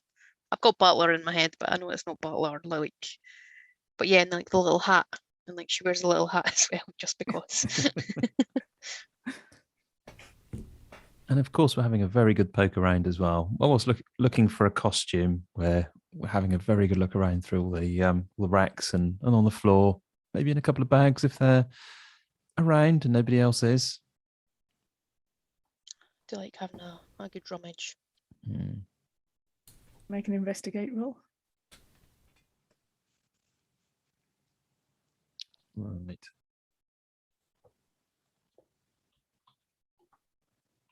I'm going to say this is probably. Sorry. She might have a dressing room, being that she's the famous one. So that was Fucking a 4. I was going to say it's physical, which is +0. So that's another fail. Oh, we are doing well tonight. We're doomed. Dice do not like you today. Right, so on this occasion you do not find anything useful, but there is some kind of complication. Somebody has to walk in. Yeah, I think it should be one of the other cast members. Can it be Buttons? Well, I'm wearing Buttons. Yeah, let's go. Like I want to say I've kind of got my back to the drawer and pulling these trousers on, slightly bent over, Yes, you hear a sudden cry from behind you of Edith, what are you doing with my trousers? Oh, Billy! You give me such a shock. Why is there blood all over your tracksuit? I slipped. There's a lot of blood around this place. What are you doing back here? What do you mean, what am I doing back here? Well, don't you need to go and talk to, I don't know, the detectives or the policeman or something? Well, probably, but I thought I'd get out of my costume first. I feel a bit silly dressed like this. Oh no, dear, you look lovely. Yes, it fits very well, that costume. They've done a fantastic job, I think. Really brings out your eyes, dear. They? Did I hear something from somewhere? Yeah, I mean, Hyacinth. I mean, yes.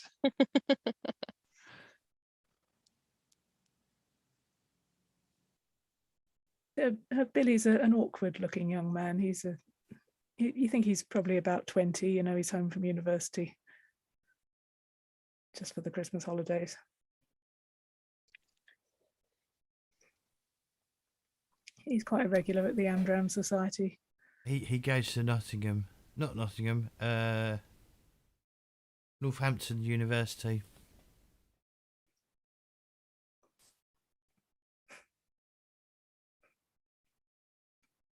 So, Billy, have you seen the stage?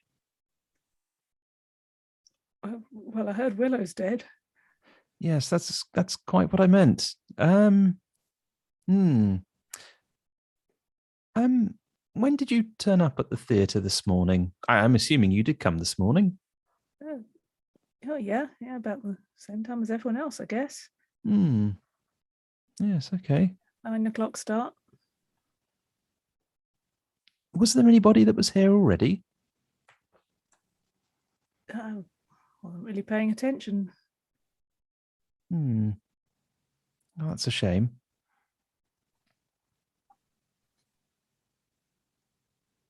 I mean, anybody that turned up late? Not that I noticed. I was just focused on my part. You know, this is important. Yes, it can be really difficult. is, dear. It really is. How did the tell us all about how the dress rehearsal, the final rehearsal went yesterday? Well, how did that go? Well, I suppose it was supposed to be the final rehearsal today, but I guess we're not rehearsing today now, are we? No, that went really well. Nothing went wrong. Remember all your lines? Yep. Jenny did all her dancing right.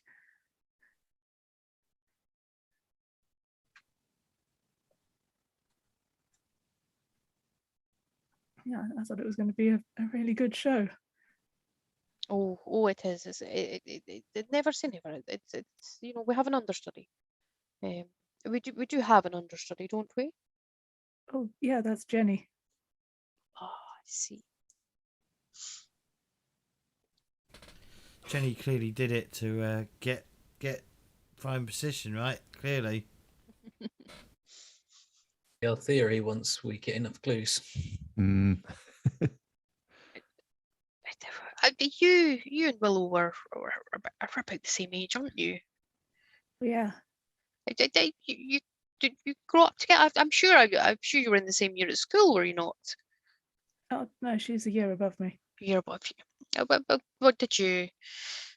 Being back from Northampton University, I imagine you probably had to leave quite a lot of your university friends behind. Like, were you friendly with Willow? Did you socialise outside of the Amdrams? Have a drink at the pub? Have a scone at the tea shop? Do you like to make an interrogate roll? Let's say I'm helping. I'm trying to help.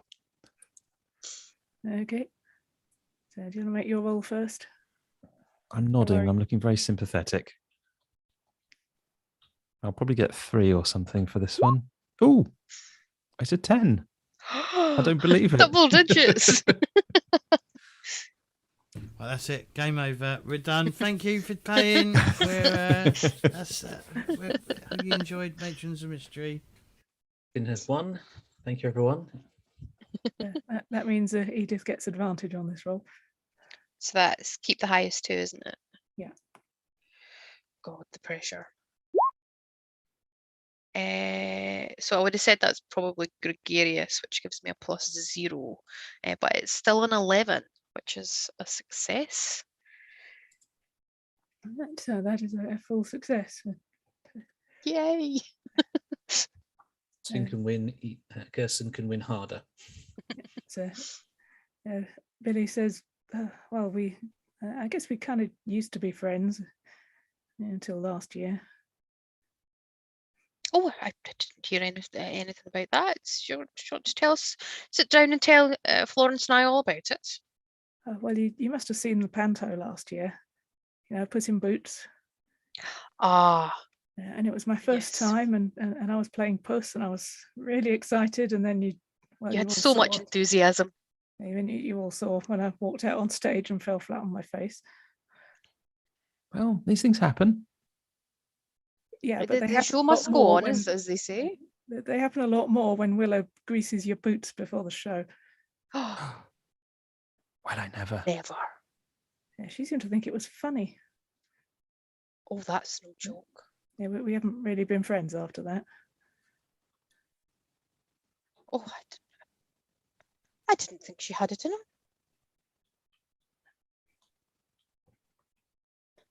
That's terrible. Yeah, still can't believe anyone would kill her, though. Oh well, it's no reason to. Yes, it's no reason to harm someone else, but it's certainly not a mark of a well-brought-up girl. What has Maureen Jackson been doing?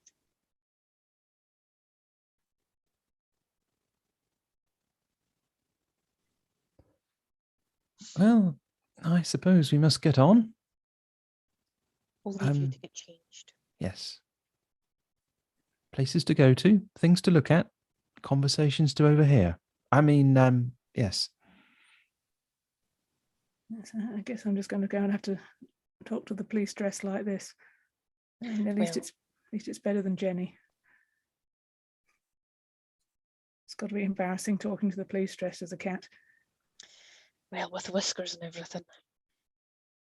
Yes, I'm sure she'll tell them a tale.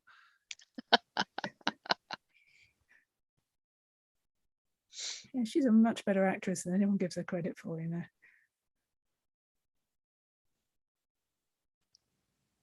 I didn't think she'd really made it. I mean, Willow was an extra on Midsummer. Willow had a part in Midsummer Murders. Well, it's the thing, isn't it? Everyone looks at Willow and they think she looks like a star, where Jenny just looks kind of ordinary, but she's really good. And she's never greased anyone's boots. Anyway, I better go and talk to the police. And he heads off again.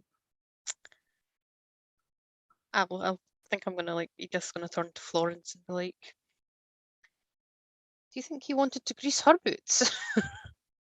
Well, I don't know. We must take a look at the body. I don't know how we'll arrange it, but we need to know how she was killed. Yes, definitely. What did we just discover? We just discovered that Billy Temple, who plays Buttons, had a run-in with the victim last year's panto. Oh yeah, she greased the boots, didn't she? She did. She made fun of him. I thought it was funny. Unprofessional. Just like a mother, right? Just like a mother. I always thought her mother had a sly side. And Billy went on his way to talk to the police, and you were all deciding what you were going to do next. This will say to Hyacinth,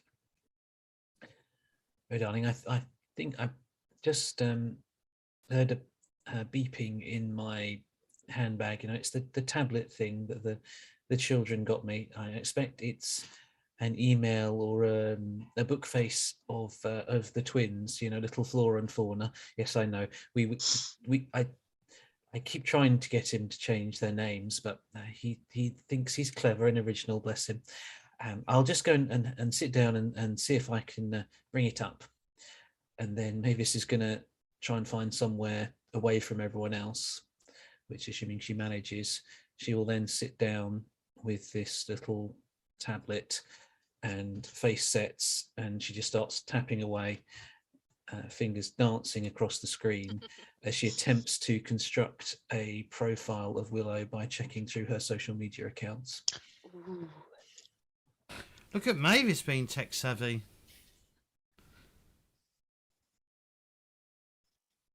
Do you like to make an investigate roll using your logical style? Certainly try. Well, let's see how bad you roll. Yep.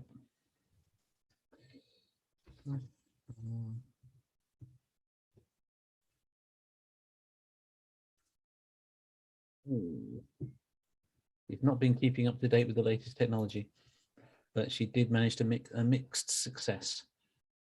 Yep. So you are going to find a clue. And what you find going through Willow's social media is a set of photographs. In fact, a distinctly incriminating set of photographs that clearly weren't supposed to be available for public viewing.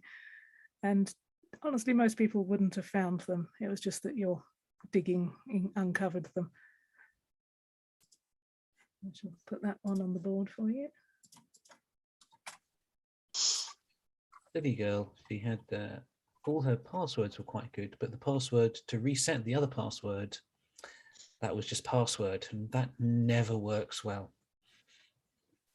Let's pop that over there. So, of course, clues are quite vague in this game, so who is in those photographs is something that you can decide later on. Of incriminating photographs. So camera zooms in on Mavis as she goes, oh, and then And lifts blushes. slightly, and then she sort of lifts the tablet and turns it to the side, and then goes and puts it back down again. Well, I never knew one. I suppose yours was an athletic young lady, but my dear. And she'll rush off to tell the others. Jesus. I hope it's not an OnlyFans swoon. And the complication at this point is, of course, that you will suddenly realize that you forgot to charge your tablet. Oh. And it switches itself off.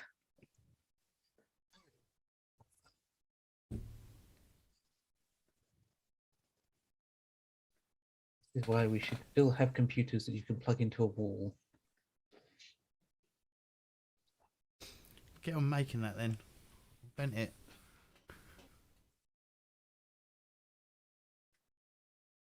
Well, So I think we should. while Mavis is pissing around on her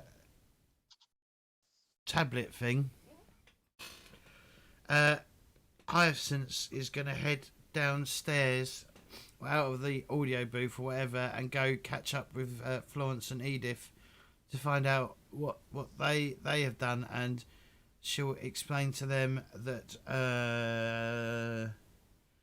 Rose may have had a crush on Willow. Maybe we should talk to Rose. Yes, that's a splendid idea. Let's go and see if we can track her down. Yeah, so we'll try and find Rose. Now she's dressed as a cat, so hopefully will be quite easy to spot in a lineup. It's clearly a or black and scan white of cat, the room. right? And Rose is playing Prince Charming. Oh, sorry, So, wrong so one. she's wearing some very tight tights. Oh.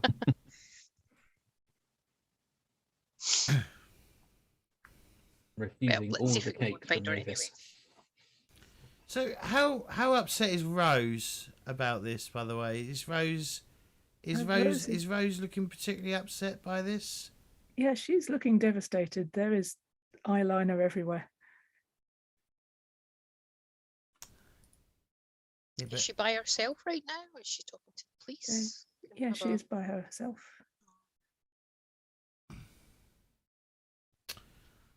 I'm sorry for your loss, Rose.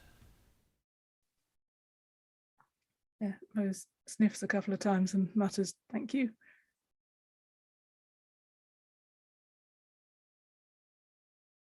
You two have been friends for a long time, haven't you? Yeah, she nods, wiping at her face.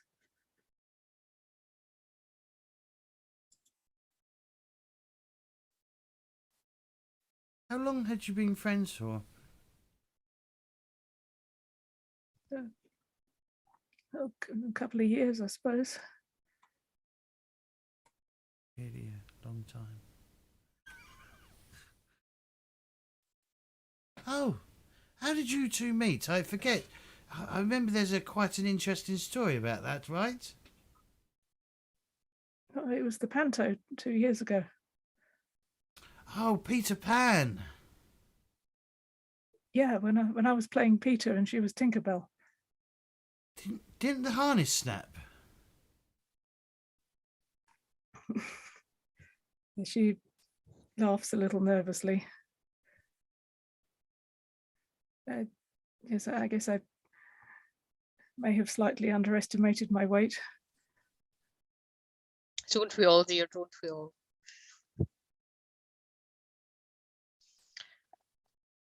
Tell me, dear, when did you last see Willow? Were you with her this morning? I think I saw her arrive just before I did, but no, I didn't talk to her. Really? That seems strange. Yeah, well, I was busy, you know, I had to get into costume and everything. Yes, those trousers are very tight. I can imagine they take a while to get into them. Surely you must need a hand getting into them. I mean, it would be nice, but then, well, everyone was busy, weren't they? I find a bit of talcum powder helps just to, ease them on. Yeah, maybe I'll try that. Yes. Yes, some of the best tricks are the old ones. Would someone like to make an interrogate roll? And I think this is a team effort, so if somebody wants to try and help, then go ahead. Interrogate with talcum powder. I'll roll the help then. All right. Is it gregarious? Are we being gregarious to her? Yeah, I think you are. Ooh. Oh, You're definitely getting helped. That Do you want me was- to roll the gregarious roll? Because I've got 2 in gregarious. Yeah, so you'll be rolling with advantage, so you can use the macro for that if you want. What macro? I've created some macros on Roll20. Oh, I did my own. I may have ones. failed to make them public. Yeah, I did my own. They like ones. to. They like to hide the bit where you can make them public, don't they? Well, no, you just got to scroll down a bit, right? Yeah. You just got to Yeah, scroll but you down a can't bit. see it when you open up the macro. Right, you should have some macros now.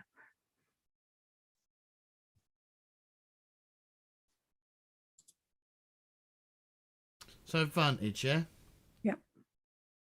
Good roll. Hang on, it didn't even add the number. Oh. You need to add on the number separately. It's not that Right, smart. 9 plus 2 is 11. So I got an 11.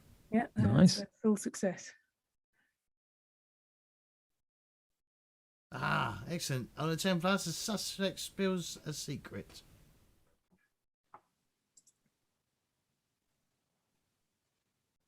So you were trying to get her to explain why she didn't talk to Willow in the morning.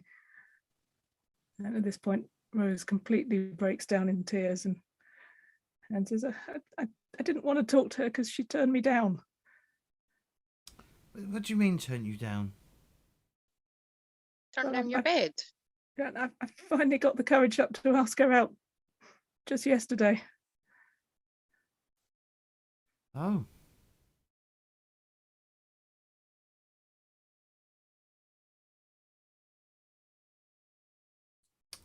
Oh, I'm Was she terribly nice about sorry. it?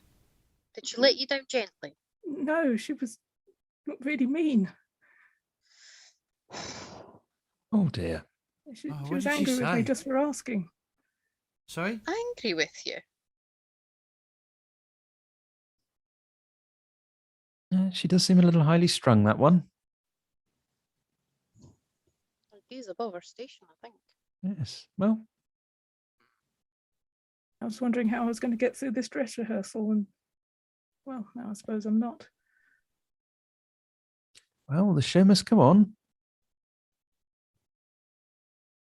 I wonder if she was dating someone else now. She was that angry. Well, who do you think it might be? Well, I'm not sure, but she has been hanging around the director a lot. Oh. He's a little old for her, don't you think? I mean, he's a few years older than her, but yeah, I think he is a bit too old. But Well, love knows no boundaries, does it? I mean, we Yes, all an make age is just a stupid number. mistakes when we're in our 20s, don't we? And I just made mine. Oh no, darling. You should never feel like you've made a mistake. You miss 100% of the shots you don't take, don't you? And like, I'll just kind of like give like a kind of reassuring like pat on her knee. You know, as someone who's been down the aisle as many times as I have, you don't stop making your mistakes, darling. Here, have a cup of tea. Yes. So Where's if it Mavis? We need one of those rock cakes. Mavis will trundle up. She's looking for a charging port for her tablet. I'd also say that it will be quite sad if it turns out that Willow was shot to death, having been said, you miss 100% of the shots you don't take. Has anyone? Oh dear, the silly thing has run out of electricity again. Does anyone have a plug-in point for it? Do they even have the USB ports here? I've got an adapter thingy, I think.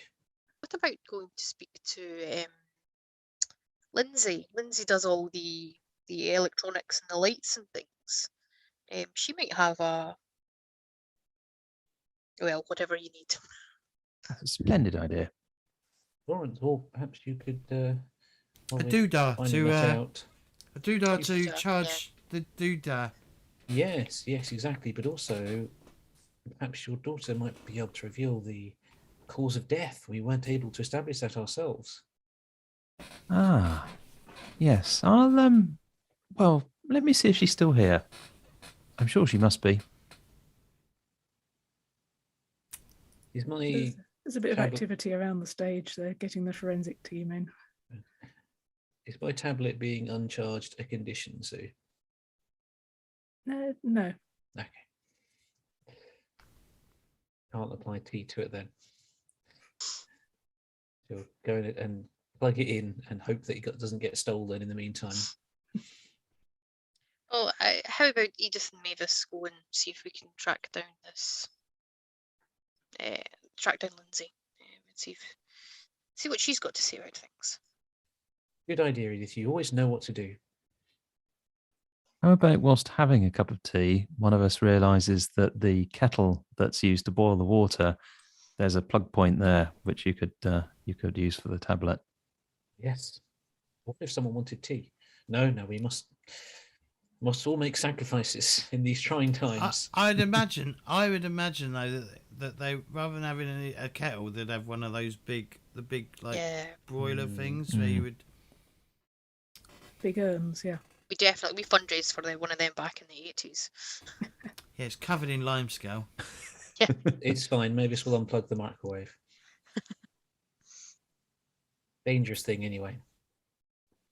Oh, yes. Right, let's go and see about this wire. Just, did you want to do any investigating while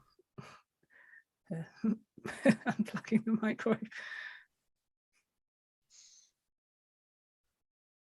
Do you want to interrogate more suspects, or do you want to see if we can sneak back onto the scene? Or interrogate the police? And see, at this point, you do only have one clue, and you're definitely going to need more. Oh. Okay. So how do we get clues? Sorry, I'm struggling here.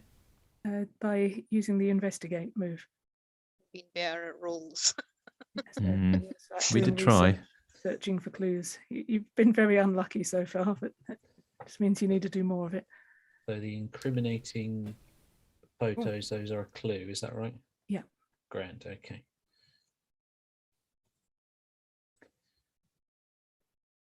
Well, I'm going to go look in her dressing room. Mm. Okay.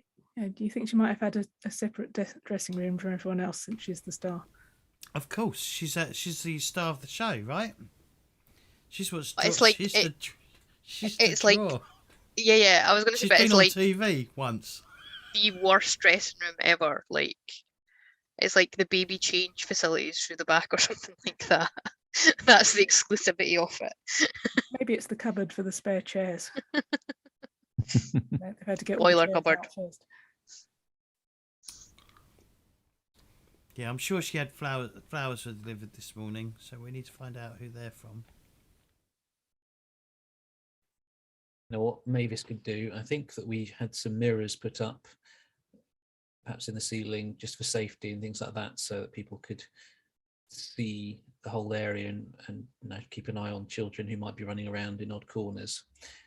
And Mavis is going to position herself. She's going to make sure that she finds the police officer who's taking notes, who happens to be underneath a mirror, and she's going to somehow position her pocket mirror and with another mirror that she hid in the theatre months ago, just on general principles, and see if she can read the police officer's notes over their shoulder with the mirrors.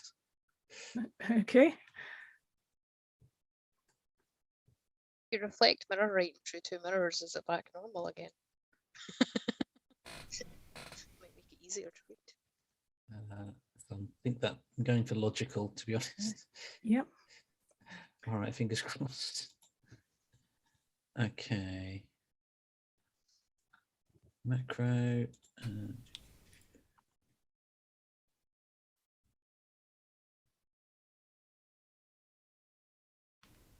Did not work. I'll just do it manually then.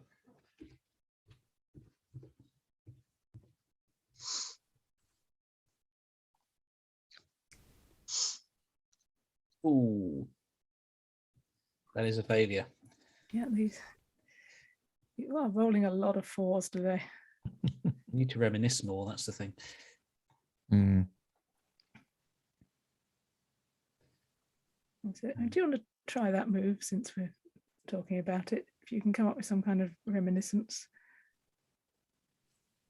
I think that Mavis learned this trick from a more experienced officer at the time at GCHQ, who she had a little bit of a crush on, and she remembers sitting in the cafeteria with him, listening to him talk about field work with MI6 and how you would set up these mirrors, and you always had to guide the target to sit in the right place so that you could just read the notes with the mirrors, and how you could just sit there a few feet away, completely innocent, and how she, at the time she was focused on how beautiful this man was, but what's really stuck with her is the tradecraft that she learned from him. Right, so would you like to roll another d6? I'll see what the best two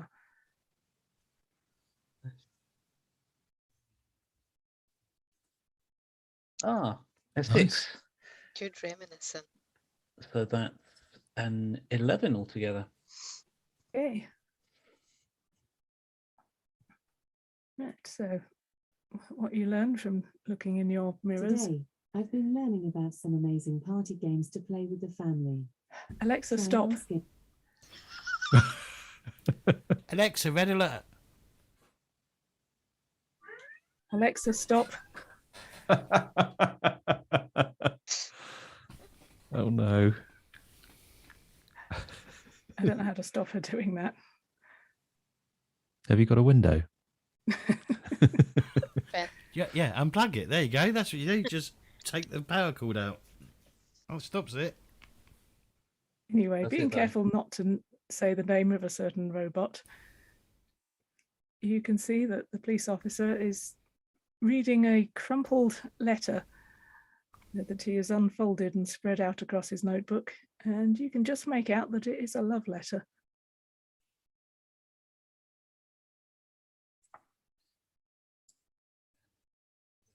Vague as to who it's to and from. Yep, who it is to and from is up to you. Well, I think this time Mavis will look and then look and then look a bit closer and then go, nearly faint. Have to sit down and have a scone. My goodness, the language. There's dick pic as well.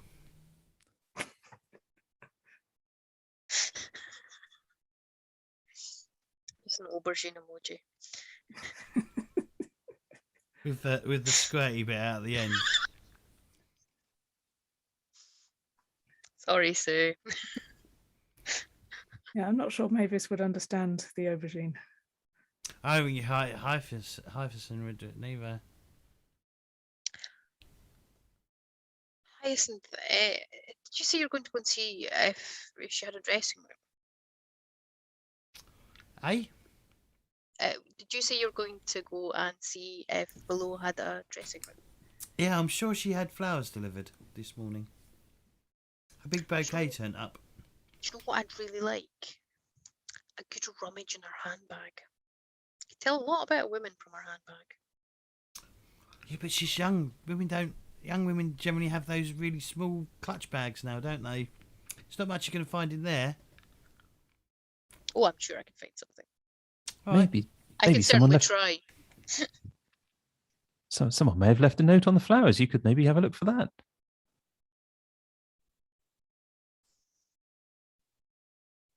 So Hyacinth and I, do you want to go backstage and see if we can find this dressing room and flowers? Oh, certainly. While the police are busy asking questions,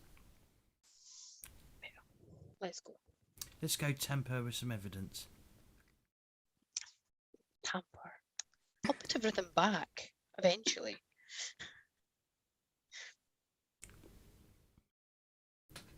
And I'd like to say, I'm still in this button's costume that I found in the back.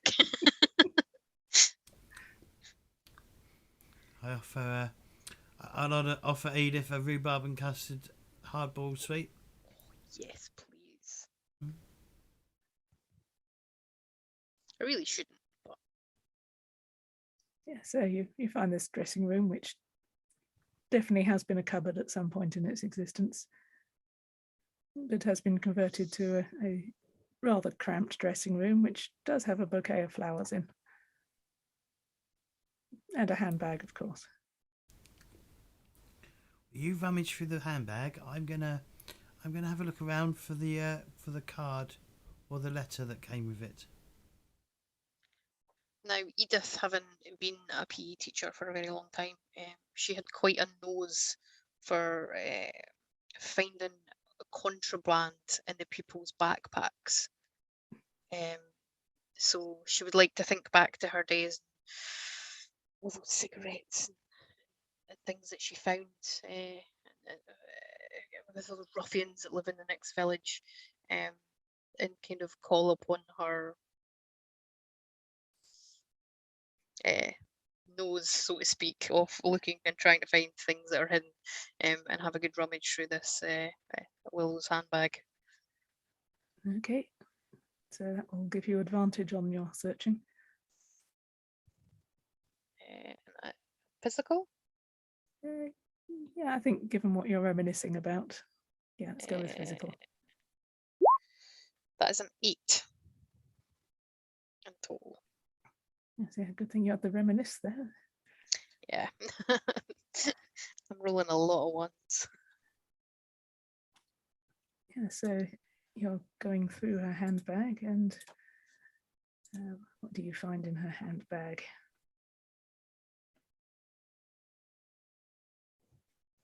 Which of my random selection of clues actually fits inside a handbag?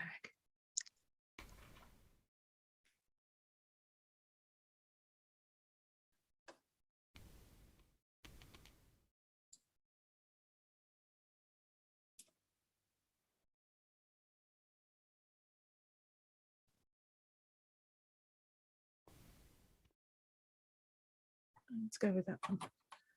Ooh. Yep, rolled up inside her handbag, you find a pair of lacy stockings that are definitely not part of her stage costume. Ooh. Dirty stop out. Ooh la la.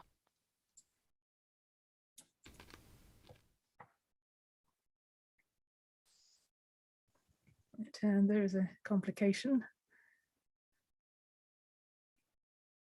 I think you find something sharp and pointy in there as well, and injure yourself on it.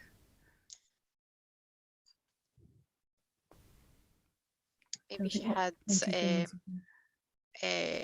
maybe like a compact mirror, and my kind of vigorous search has kind of caused it to break, and a shard of the mirror has cut my hand. I reckon it's a razor blade because she's a coke fiend.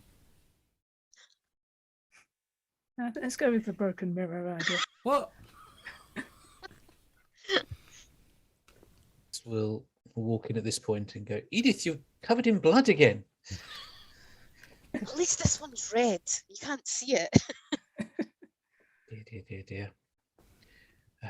Here, sit down. Let me see if I'm sure I have some bandages in my handbag. It's a cut. It's a bandage. Plaster will be fine. And some nice restorative tea, and you can tell me all about it. Okay, I only unplug the microwave. We'll be fine. Now, will you have sugar? No. Okay. Someone's standing right now at the microwave with their microwave meal inside the microwave, going, "Why is it not working? I think the microwave's broken." So Hyacinth was searching for the card on the flowers, weren't you? That's what I was doing. Yes. Right, so would you like to make an investigate roll? Yeah, I'm not gonna resonate. Whatever. What's it called? Oh, reminisce. Yeah, because I don't know what I'm doing.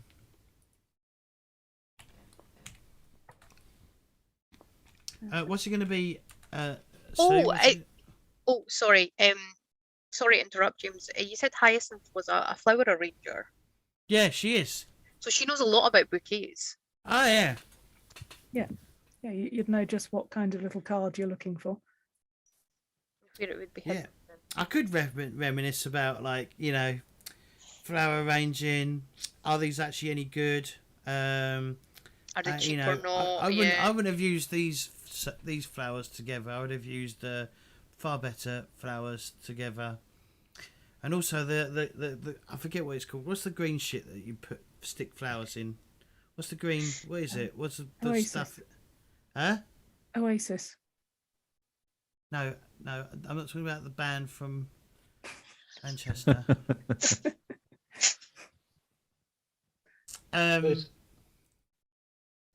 The Hyacinth might even know the language of flowers and whether there's any coded messages in this particular arrangement. Yeah. Yeah, but I'm going to reminisce about flower arranging and the time that I had to send a bouquet to a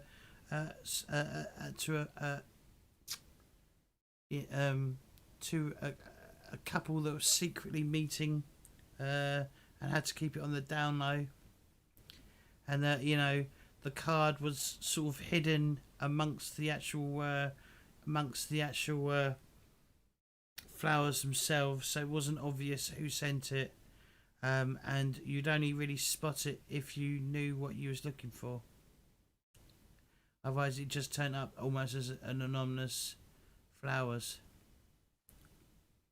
Okay, so do you like to make your roll with advantage? Yes. This is probably going to be an intuitive. I don't think I'm very good at this. What's my skill? Yep, -1. I think this will work. On your I got character 10 though. Hey. Amazing. You've got 2 -1s on your character sheet, I've just noticed. Do I not? I thought I do get 2 -1s. You get a 1, a 0, and a -1. Oh bollocks. Okay. Intuition is going to be it's going to be 0 then.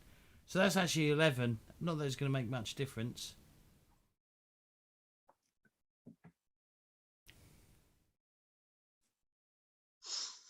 So, yeah, that is a complete success, and you find a clue.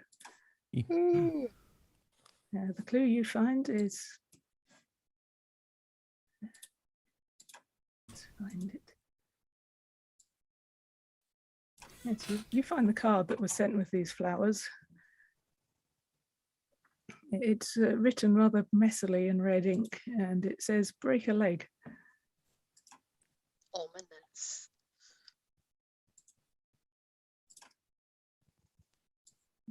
So add that to the board.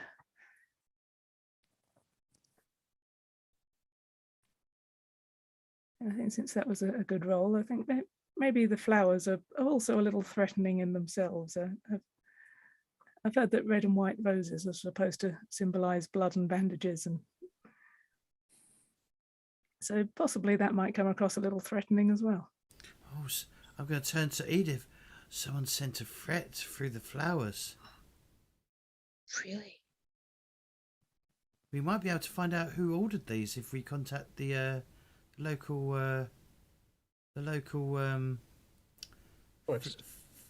florist. Yeah. Does it have a? Is there anything about who's like the company that put the bouquet together? There's probably only one florist in town. Yeah. That's fuck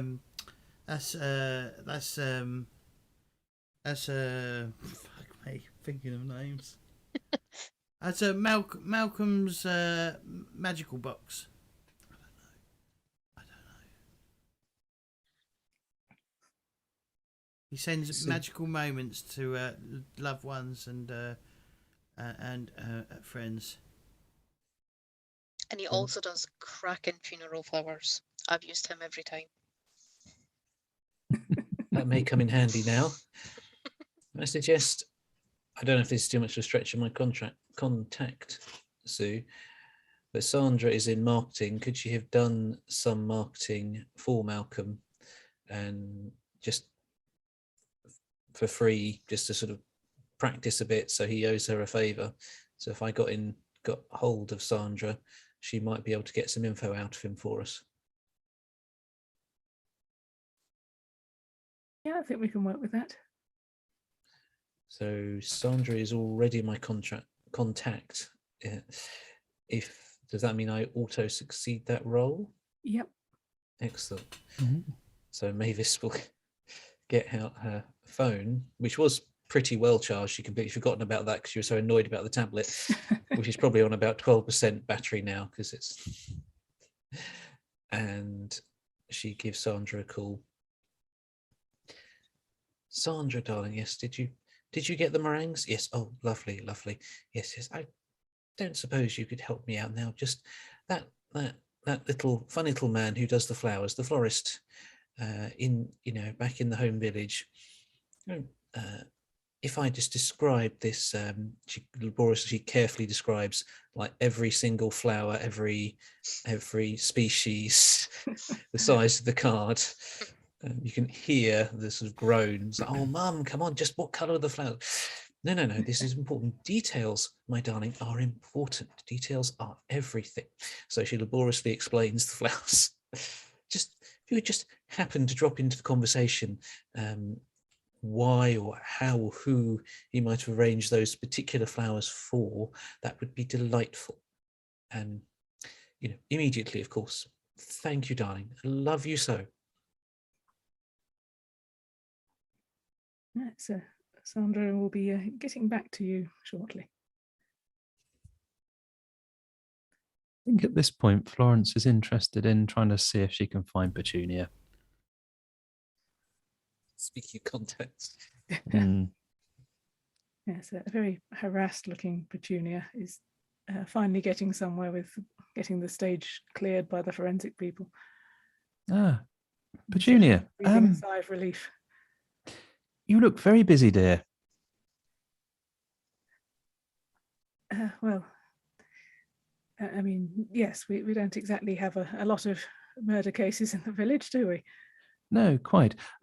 Look, Mavis has given me one of these, or rather, a couple of these rather nice rock cakes, and I think you should sit down and have a nice cup of tea and have one of these cakes. And yes, just it's useful to take 5 minutes. I suppose it can't hurt at this point. The forensic team are finishing up.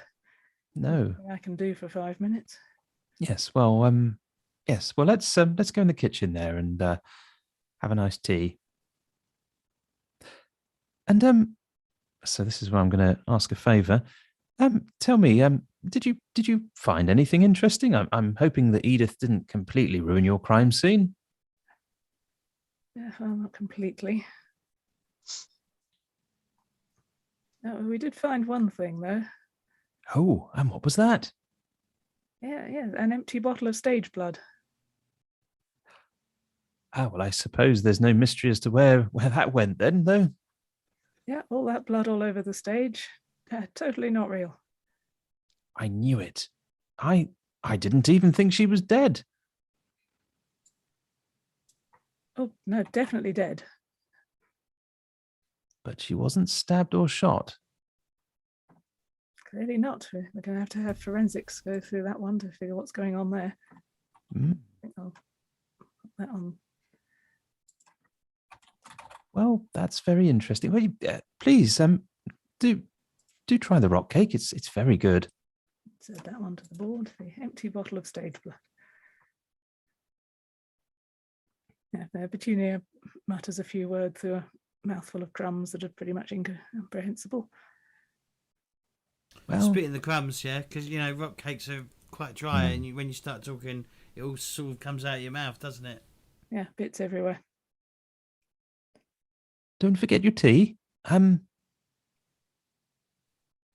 I'll probably see you tomorrow. Maybe a nice roast or something.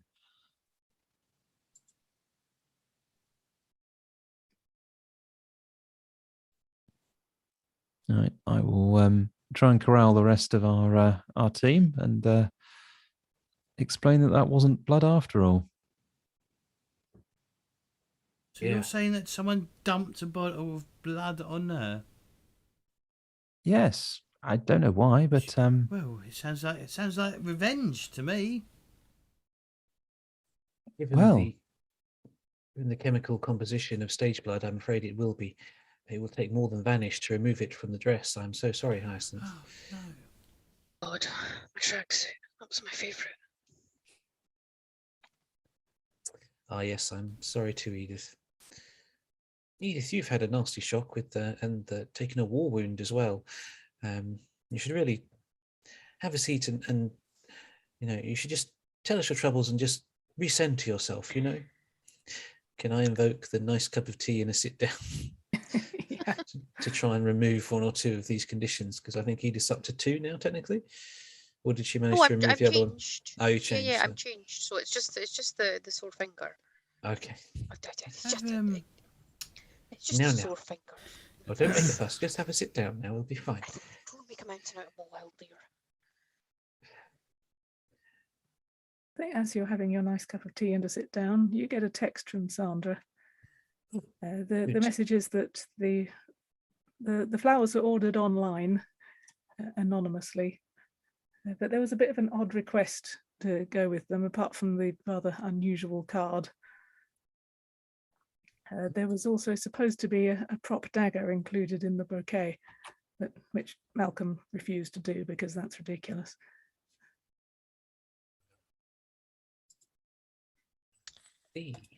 So, what I would really like to know, Just read that to the clues.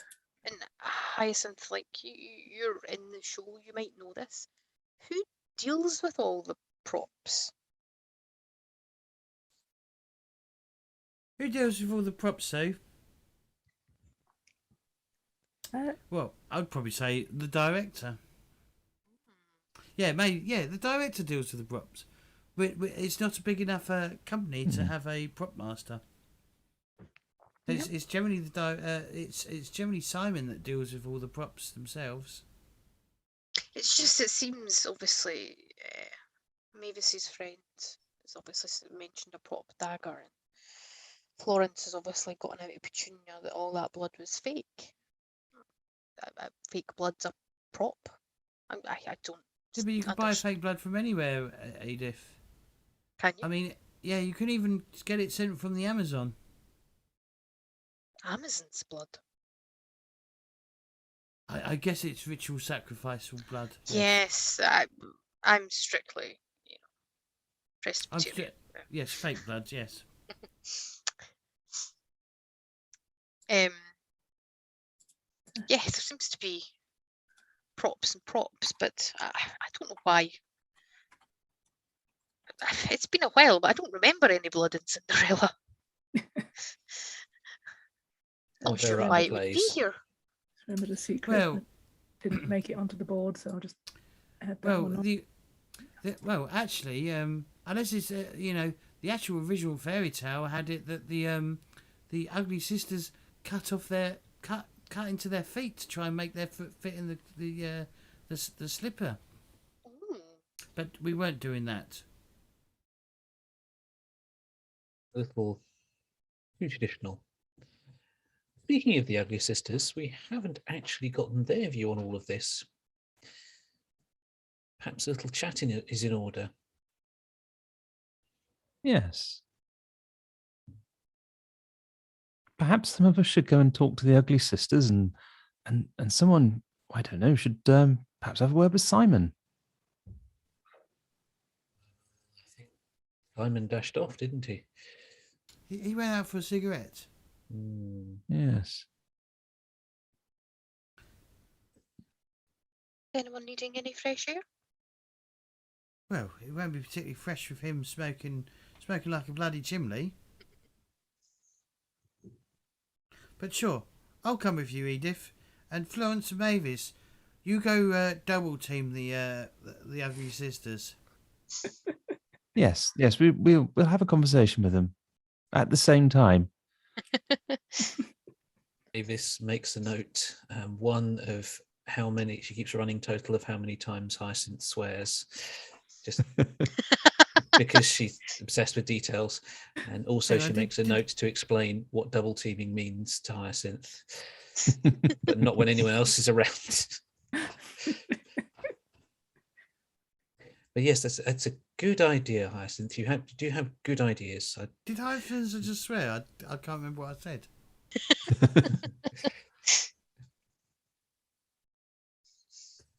Only once or twice. Sleepy old village, Hex, a swear word around here.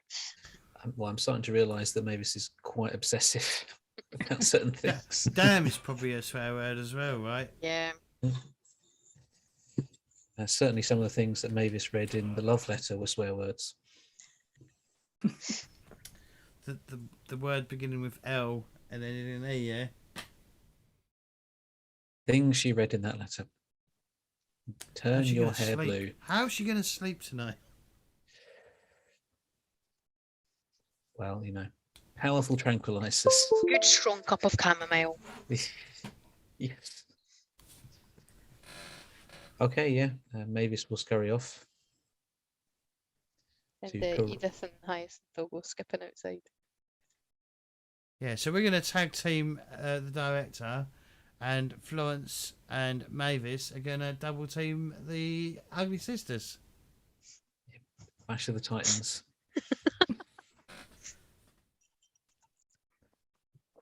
Hey. Right. So where do you think the Ugly Sisters would be hanging out at this point? Hmm. They are, of course, both played by men in their 50s. The pub. I think. The Yeah, I was pub, going to say, I yeah. think they've gone down for a pint. So the pub next door, I think. Yeah. Or the bar. Is there a bar? I don't know. He probably doesn't have a license, right, for alcohol. Mm. What's it called, the pub? The Hock and Holly, maybe? Or something else? Oh, the Hock and Holly would be perfect for Hollyton, wouldn't it? Yeah. My favourite pub I've ever saw was somewhere in London. It was called the Frog on the Radiator, and it actually had a frog on a radiator as the sign outside. It was like a 3D image. It's somewhere near the Cutter's Ark, because I remember we were going for it. It might still exist. Anyway, bit of trivia. Keep an eye out for that one, folks. It's still fairly in the morning, early in the morning, so the pub's not properly open yet, but obviously it's a small village. They're quite happy to unlock the door and let a couple of locals have a sit down. Mavis, on the way out, I think we should check the cloakroom and just I don't mean sort of like a big cloakroom, but just the entrance to this place, just to see if there's anything there. Maybe somebody's left a bag or dropped something, or maybe left a letter. You know these things. Thinking, Florence. Yes, let's go and have a look. Go and poke around. Yeah, we can look together. Yes, you take the lead. You're always very good at finding things. Oh, if you're sure. I mean, my luck is bound to run out soon. We'll give you all the assistance I am able. Well, thank you. Here, if you take a look in that coat pocket, I'm going to have a look under the bench. Sure, certainly. Mavis will divide the room into quarters and then check each quarter one at a time. Starting with the most suspicious looking objects. Okay. I'm pushing to help with logic. Yep. Okay.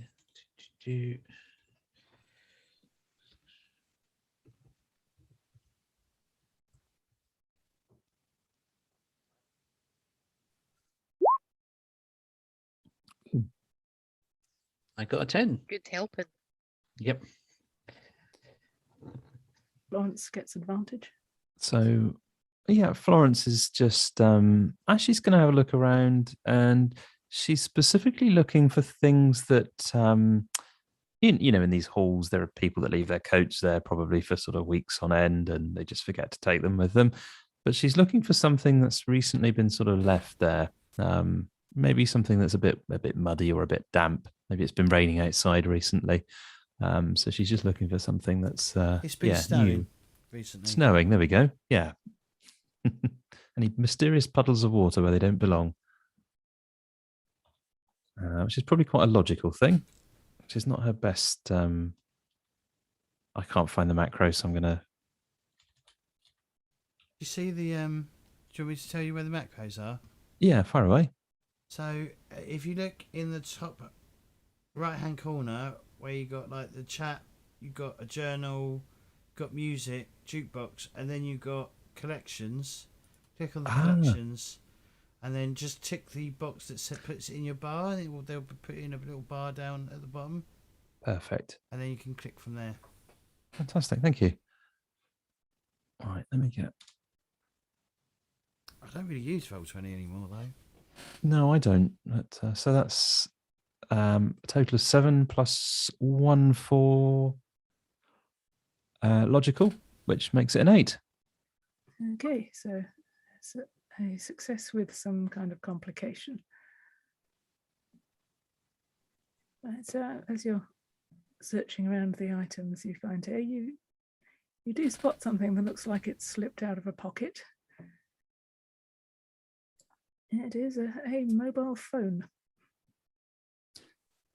Ah, one which someone has very foolishly failed to properly lock, thus enabling you to read the text messages on it. well, I would probably pass it to Mavis. Mavis, I've seen you with one of these. You've got a much bigger one, haven't you? This is like a mini tablet, maybe a tabletlet. I don't know, but you take a look at that. Oh yes, this is the new Firephone Mark 7 S series. One of the kids told me all about them once. Yes, I think I can get it working. Yes, tap tap tap tap tap tap tap tap tap tap tap tap. Oh yes, that seems to have done it. How lucky I was there. And in a few moments, you've got to look at the text messages on this phone, which seems to be what it's mostly been used for, and they are extremely racy. Can I suggest then that the complication is we both get the condition scandalized? Yes. Was that that letter you read earlier was bad enough. These are much more explicit. And a dick pic. I think I've finally worked out what the aubergine means. Oh dear. That throws the whole case into a completely different light. Is it something to do with Ratatouille? Mediterranean. Only in the broadest sense, dear. Very, very broad. You have to explain it to me. I mean, actually, reading back through it, I think that there were some literal vegetables involved, but I shudder to think at the uses that they were to put to. And oh dear, my word! Yes, in Hollyton. I mean, of all places. Yes, hot flashes, yeah. All of the places, really. Oh my goodness! Why and then really, They certainly weren't making soup. Yes, it's just. I don't know how they found the time, particularly to do that. I mean, oh my word! Look at that! I didn't even think that vegetable was in season then.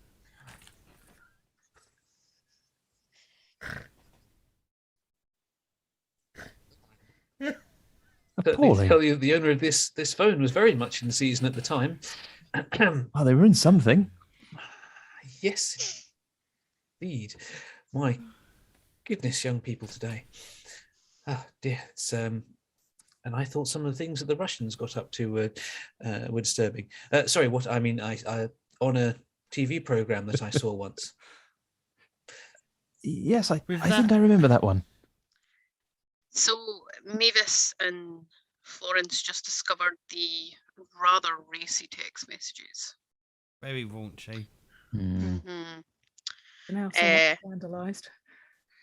Definitely scandalised. And Hyacinth and Edith are away outside to see if we can have a word with the director. Yep, he is out there smoking.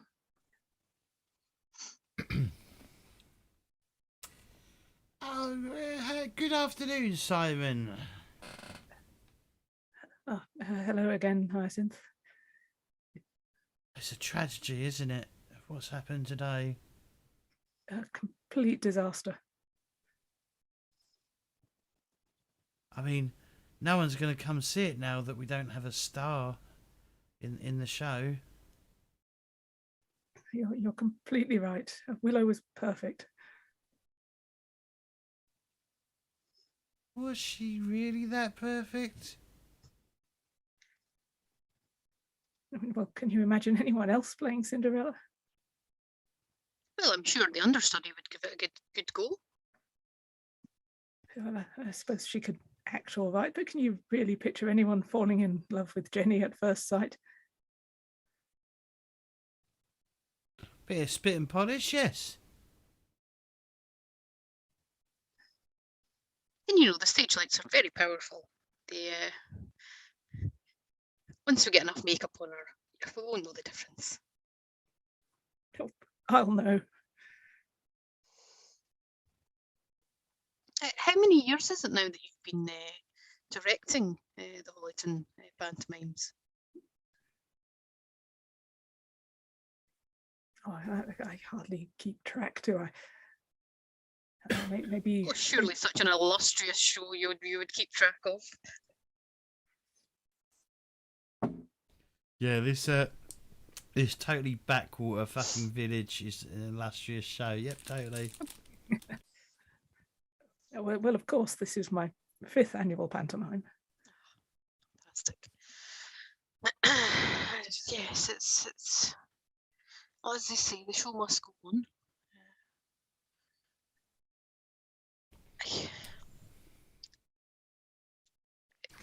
Uh, don't get me wrong. I'm sure you haven't you pretty much put Willow in every panto that we've done. She's always been a lead the lead actress of the panto. Well, naturally, she's by far the best choice. I imagine that there have been quite a few, long nights running over scripts and stage positions and whatnot. The two of you must have become close over the years. So would you like to make your interrogate roll now? I think you are you're working together on this one, so if one of you wants to make the help roll. How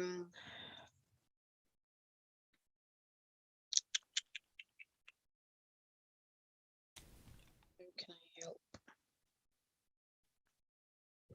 So I'm going to use my intuition of like years of dealing Hang on. with kids giving me excuses for why they can't do PE. I've got quite a good judge on when people are telling porcupines and things. So I'm going to try and use that intuition of body language and whatnot to try and help Hyacinth with her role. Okay. Can you, before you go any, can we just your microphone? Is it a bendy one? Is it one that? Yeah. Can you keep it close to your face, but maybe move it away from your actual direct mouth? Because every other word you're like, and we can't hear. We can't actually hear what. No. Keep it up there, but move it away from. Move it like that. Talk. No, not that far. Talk. This far? That's much better. Okay. Sorry. It was really muffled. I think you had it against your face. Probably. I just it goes wherever. Yeah. So decades of being a school teacher and having these kids making up excuses of why they can't do PE. I've kind of gotten quite good at body language. So I would like to try and use that intuition to help Hyacinth with her role. Okay. Where is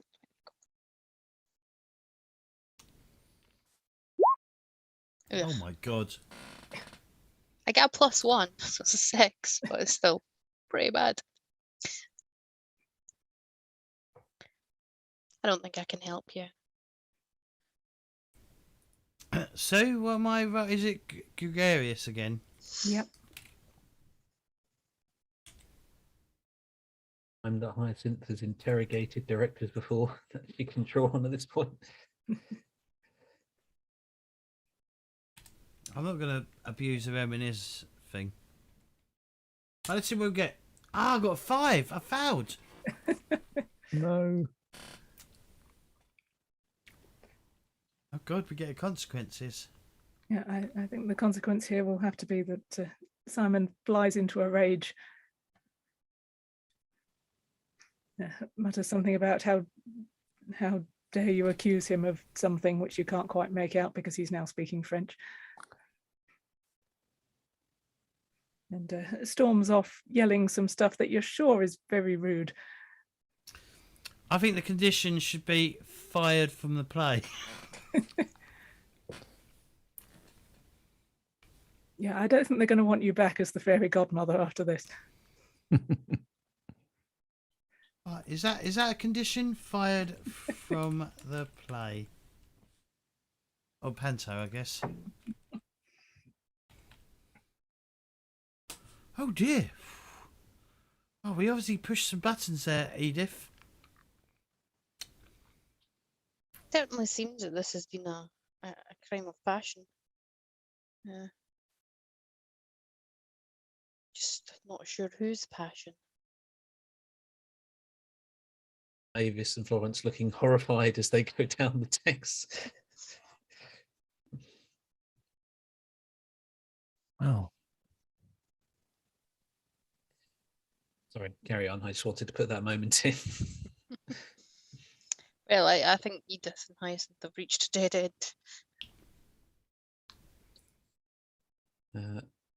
Shall we go and corral the ugly sisters then?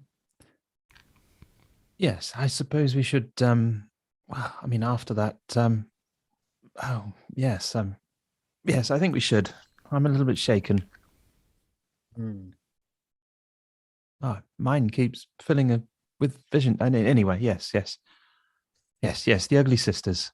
So on this occasion, perhaps a port and lemonade before 12 would not be the worst thing. Let's see what the pub can manage. Is Yes, it afternoon? I thought it was afternoon. It was 9 o'clock when everyone arrived for the dress rehearsal, so it would have been Oh. not very long after that. Oh, when we yeah, found the I body. may have said good afternoon then. So, yeah, this I said good morning. Oh, I fainted. I'm confused. It's true, you don't know how long you were unconscious for. Exactly, no one said. A nice sherry, maybe. Perhaps they have a nice sherry there. Yes, they do.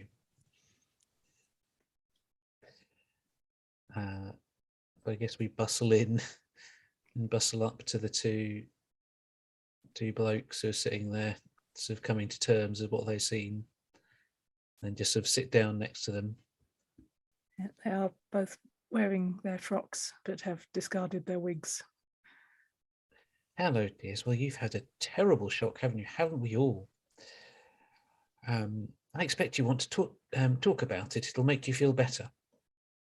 Yes, I find that talking about it helps, and as I know from being a school librarian, it talking about things and getting them off your chest can make them feel better, even though it seems like it might not at the time.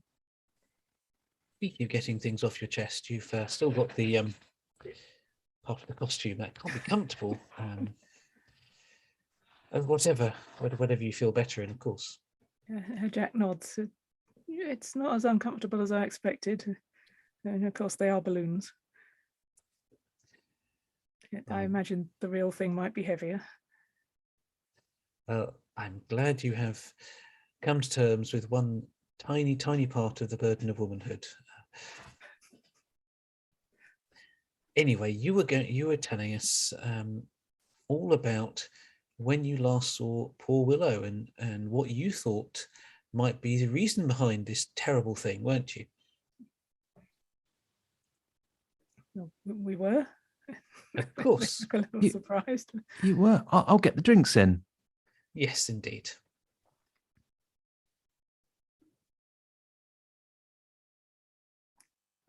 Right, so should we have the interrogate roll now, so I know how this conversation is going to go? Yep. I shall help. Cool. If I'm Yes, going yeah. with gregarious, so Yep, well, I and think guess bossy was drink. really Yeah. way. I think, yeah, gregarious too. That's a -1 for me on that roll. Did I successfully pass my reminisce there?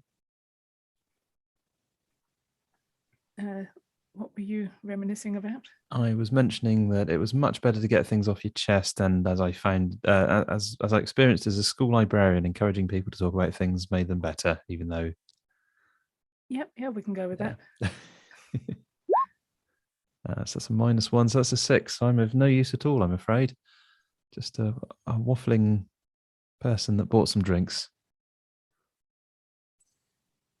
Okay, and Mavis smiles sweetly, and in her mind, she is thinking about suspect X5, who categorically refused to give up the rest of their terrorist cell, and all of the usual interrogation techniques had failed until Mavis came in and got them some information about their mother and how their mother was doing well and was very worried about them, and managed to get them talking about that and manage to crack open the case, which she was quite pleased with, because normally she was in the background assembling reports and so on, and she'd only been brought in by MI5 as a one-off to assist with this particular case.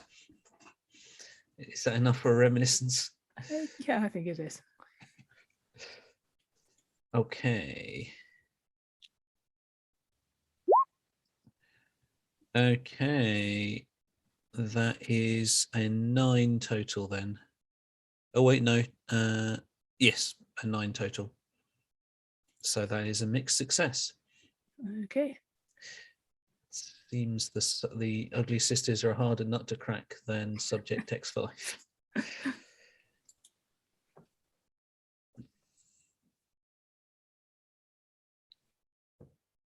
Right.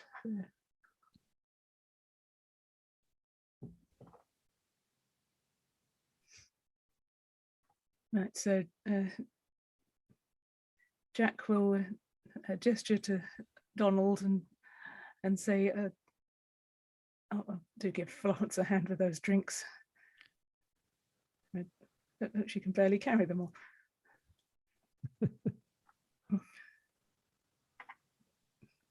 Donald scurries off to the bar. I say scurries, he's somewhat hindered by the dress he's wearing. Jack puts his head in his hands. Yeah, dear. I wanted her gone, but not this way. She was going to tell. She was going to tell Donald about me and his wife. Yeah. Well, now you know marital infidelity is a terrible thing. Flashback to Mavis's husband leaving her for the Costa del Sol. And there's a brief moment where she's like, I don't know, just like hands clench slightly and teeth clench, and then, but anyway, you poor dear, but you didn't do anything silly, did you? Well, of course not. Didn't try to scare her off or anything like that? He seems to have got a hold of himself, realised he probably shouldn't have said what he just said. And It's all gone down in the notebook. yes, he's getting a hold of himself and clamming up on that particular subject. I don't know what you're implying. Donald, you got those drinks?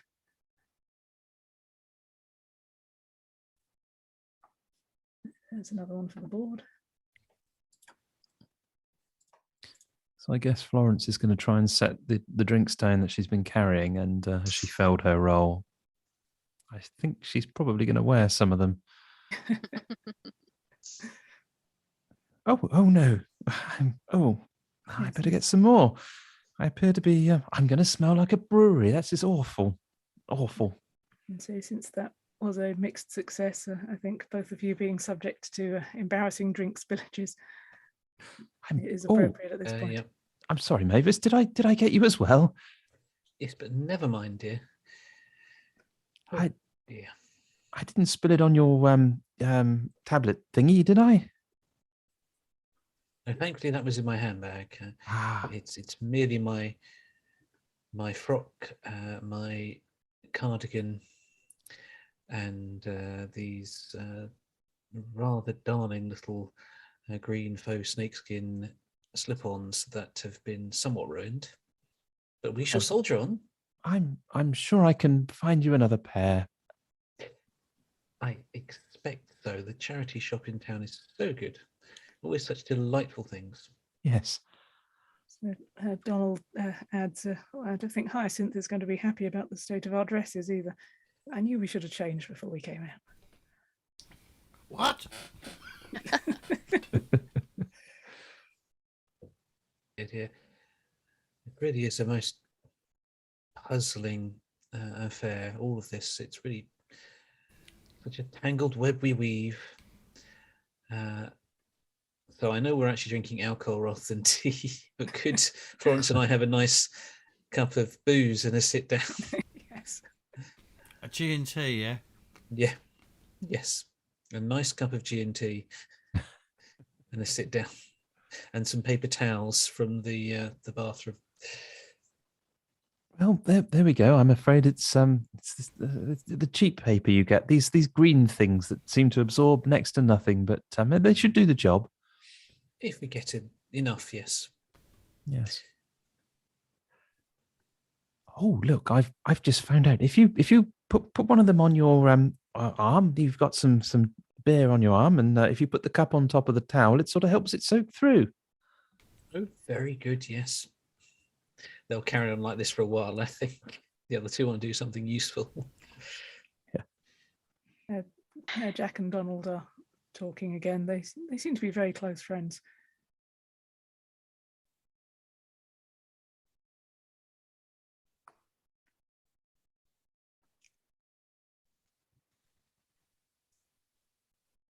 Right, so Hyacinth and Edith. Do you want to meet up with the others in the pub? Yes, a sweet sherry would be just the ticket. I would come back fuming. I'd just been fired from the play. She's never going to sew another dress for them. I'm just going to take the dress back. They didn't pay me for it. I'm just going to take them all back. They can do it in their fucking underwear. Oh, Excuse her. She's very upset. Don't think Mavis will recover from being scandalised anytime soon. No.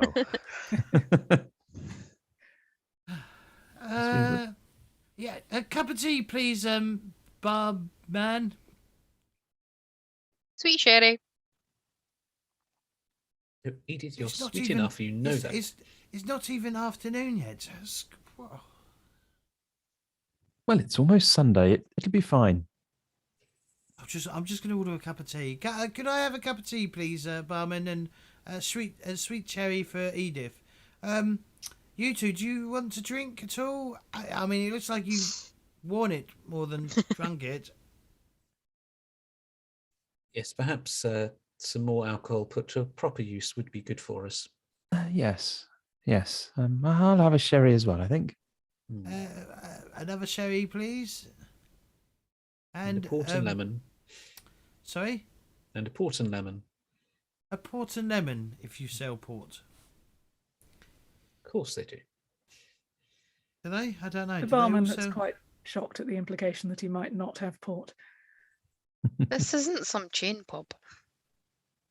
I don't know. We don't sell port, but it is a nightclub.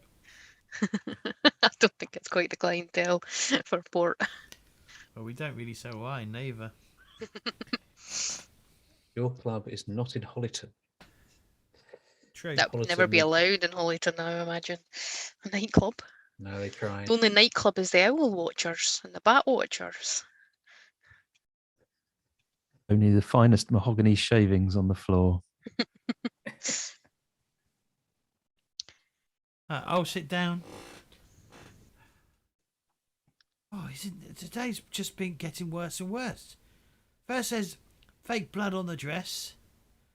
Now there's a dead body. There's also a dead body, but that's beside the point.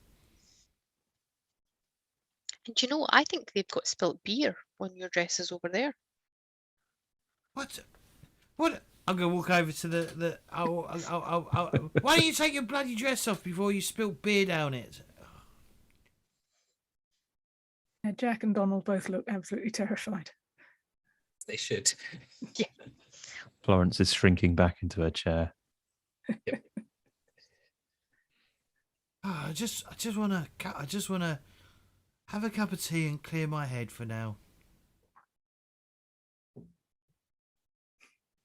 So I'm not 100% on how this works, but I believe we have a total of 13 combined secrets and clues. And we have, is it 7 suspects? 8 suspects at the moment. 8 suspects, okay. So if we attempted a roll to come up with a theory, we'd be at a +4? Only if you include all of the secrets and clues that you currently have. We could tie them all into it. I see. Wow. So I think okay. we need to sit down and sip our sherries and our port and our cups of tea, and just try and work out what this girl's been up to. She seems to have her fingers in all sorts of very risque pies. Yes. Did we did you mention the phone and shit, right? Yes, I Yes. think we'll fill you in. And do we know who did you bring it with you, or did you leave it where it was? Or did we bring it with us? I Or think we probably did. okay. I've wrapped it in a paper towel. It's filthy. More ways than one. Oh, well, have you tried cleaning it? Oh well, mean, you'd have to burn it. If you scroll up to page 3, you'll see there's no cleaning it. No.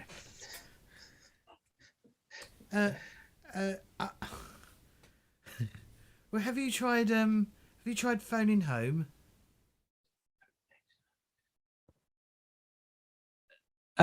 Well, I mean, we could, but I suppose we should try and work out who it is, who it belongs to, and if you phone home, someone might pick up and answer. we could. I suspect they won't, but Well, it might go into an answer phone. we could try. So, ladies, what do we think's happened here? There's many loose ends. I certainly think it was a crime of passion. That's my gut instinct.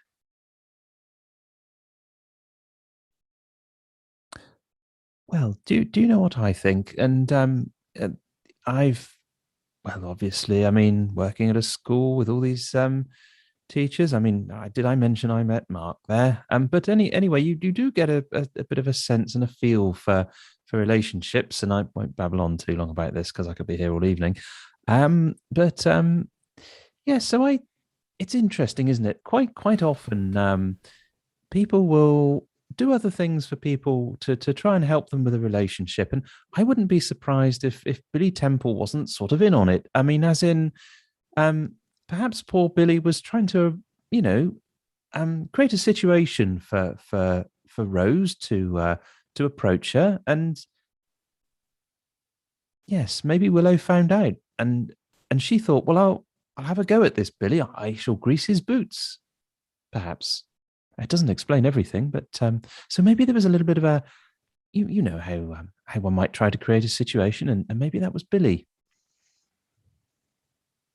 Greasing of the boots was last year, and the asking out was only yesterday.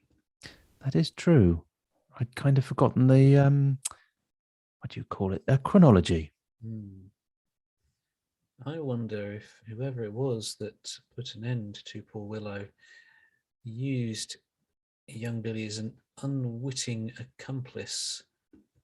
Now, we know she wasn't shot or stabbed, and presuming that she didn't die of natural causes, and someone then covered it up with this elaborate charade. Perhaps it was poison, and young Billy only thought that it was something that would embarrass her, a dicky tummy, something like that, and had no realization that it was something far more deadly that he was placing in her morning drink. I think the cause of death here is going to be very important. So the clue of a pair of lacy stockings, could that be potentially changed to one lacy stocking? Could, yeah. I envision a scenario. I'm not sure who's involved here, but certainly someone was unhappy at Willow's promiscuousness, perhaps, and was upset that it wasn't particularly maybe done in the correct in the direction they wanted, and might have strangled Willow with one of these stockings that, she was clearly wearing for someone else. And then used the blood to cover it up. Why she was so angry when Rose asked her out, because she knew that the person she was actually dating had a terrible jealous rage they could fall into, and they found out about this and murdered her in a fit of jealousy.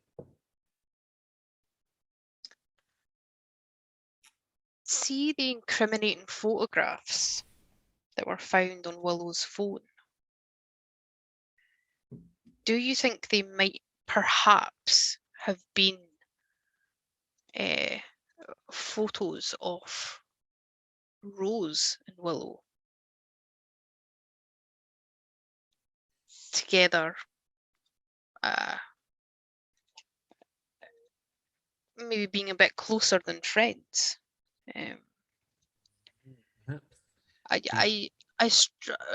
Rose doesn't strike me as someone who would ask Willow out the blue romantically without knowing that there was at least an inkling there. I've got an idea. Go ahead. So maybe Rose and Willow were, friends with benefits, right? That modern term. But maybe Willow was actually like dating someone else, and then when Rose actually, finished the story, asked her out because she got attached to Hot Willow. feelings. Willow laughed in her face, which sent her on a rage, which is why she sent the flowers to the dressing room, because she knew exactly. She knew that she was going to be there first, because she was, she said she saw her go in first. Was that Billy? Or was it Rose? No, it was Rose. Rose did say that Willow was there just after her. So what if? And I think the text messages are with Simon, the director, who she's been banging on and off, dating on and off for the past 5 years. Whenever it gets close to Panto time, to get the prime position. I think you're right. What if Rose sent the flowers to try and make Simon jealous and break up with her? Like the card was hidden. Maybe we've misinterpreted it slightly. Maybe Rose sent Willow the flowers. Maybe the flowers were sent actually to Simon rather than Willow, but Willow found them and just assumed they were for her.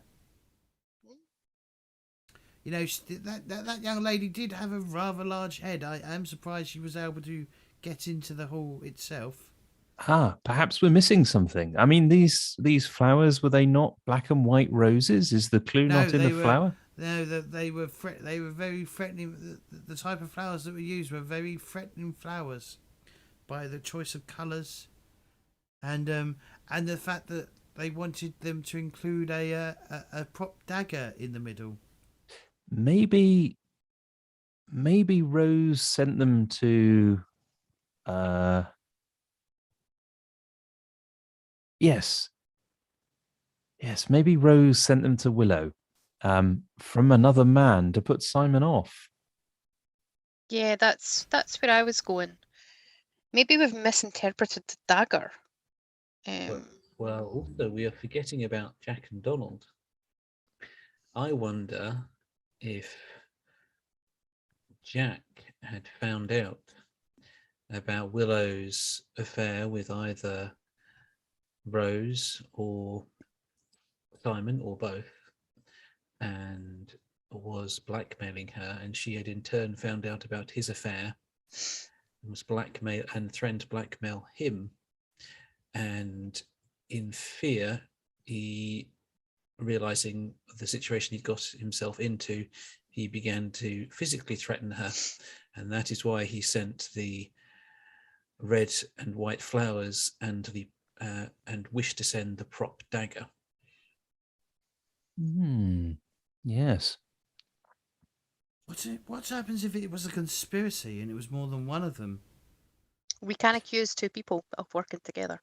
My dear, have you been watching too much of Murder on the Orient Express? You'll be saying that everybody did it next.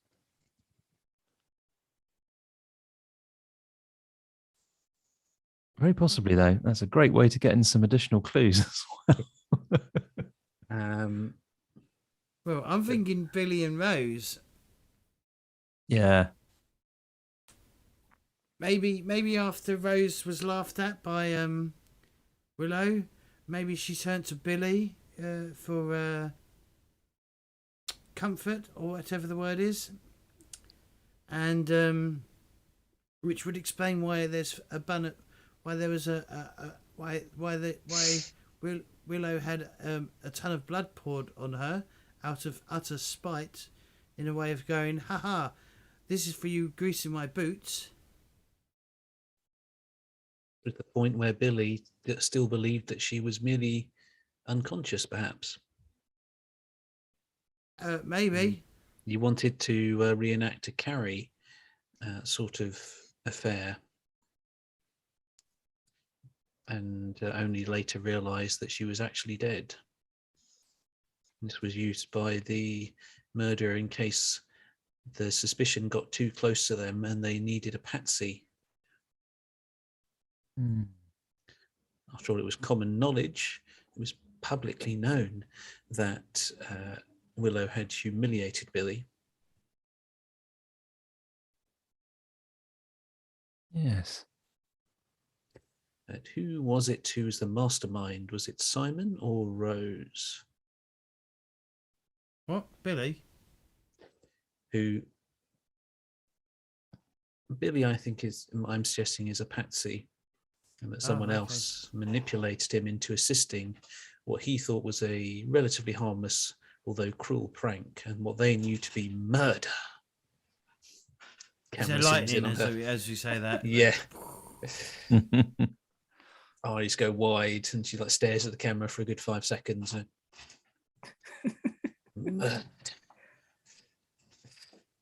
So how do we do? So what happens? How do we have to use all the clues? Right? Is that right? We have to attempt to tie in as many as we can. Yeah, I was thinking, should I rearrange the board a bit? So we've got, Yeah. So we think someone is using Billy as a patsy. So the Billy's boots one is relevant. I'll put them over here. Yeah, he's motivated because she's made a fool of him in the past. And so the prop dagger and the empty stage blood are clearly involved in that. What else have we got? Oh, the note that was in the flowers, so that's also relevant. That was possibly a threat from Jack. We have the pair of lacy stockings, one of which was the murder weapon. Oh, yep. Maybe, only maybe. Maybe. That ties it in. It ties it in. It does. If you can use it in the theory, then use it. We have the incriminating photographs, which were of Rose, let's say, kissing Willow. Yeah. Which Jack could have been using to threaten to tell Simon about Rose and Willow. Maybe the crumpled love letter is from Rose that she wrote during the night when she was trying to get her thoughts on paper. Yeah. Yeah. And she left it there for Willow to find in the morning, and she read it and basically just screwed it up straight away. Yeah, that's how she asked her out, because we'd assumed she'd gone and actually spoken to her, but maybe she gave her a note. Yes. And then she went and Willow came back and laughed in her face. And Simon, she got angry, and Simon found it as well. Because Willow was actually dating dating Simon until she died. But that was only out of convenience, of course, because she needed the top Yeah. role in all the plays. Exactly. And if, yeah. That was it. And Simon had discovered the love letter and angrily told Willow that she would not be starring in any more of his performances due to her betrayal. And that was why she was so angry with Rose. And next time it was going to be Jenny because she auditioned for the role of Cinderella. And while she wasn't as good, well, in fact, she was probably She was better than Willow, better. but better on stage. Willow was better somewhere else. Yes, he lied to her about that, of course. But so that loops he was in Jenny's convincing. audition. Use it all. And of course, we already know that that Willow and Jack were blackmailing each other, and that's where the threatening notes came in the first place. And that's why she didn't. That's why she didn't accept to go out with Rose. Yeah, because Rose's love letter tipped off Simon, who then said he was going to ruin Willow's career, which is the most important thing to her. And so she took out her anger on Rose and said she'd never really been interested in her. But then was it Rose who in despair murdered Willow, or was it the angry, jealous Simon who decided that ruining her career was not enough? He had to ruin her life. Well, I'm sure it's one of those two things. Well, I don't know. I mean, maybe in this case it's Simon, because she would have made somewhat of a fool of him all these years, and after all this time, he realized that she was only in it for the roles. Put her on a pedestal. Yes. Yeah, she's fucking her way to the top. As absolutely. I think you have a theory. And hasn't somebody seen something? So, I mean, I would never have come to this conclusion myself. I mean, it must have taken somebody who's either seen this in a film or a movie or read about it, perhaps, in times gone past. Even have, considering some of the things that were mentioned in the text message, it is possible that he could have convinced her that he was making up with her, and that this was the wrapping of the stocking around her neck was merely. Florence is trying to get one of us to reminisce. Yeah. Yes, I remember. Who's the one who's had more husbands than hot dinners? Oh, Edith. Edith, you'll be the best one to come up with this sort of connection or reminiscence. Your first husband, Gary. Well, the third husband she doesn't like to talk about. Was he Yes. killed with a silk stocking?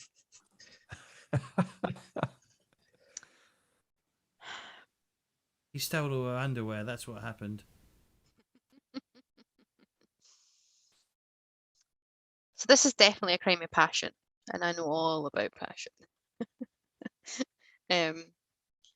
Many trips down the aisle have taught me a lot about passion. Who do we think has done this? Is it Rose or is it Simon? We think Simon. I think we're leaning You're towards going with Simon at this Simon. point. We're going with Simon.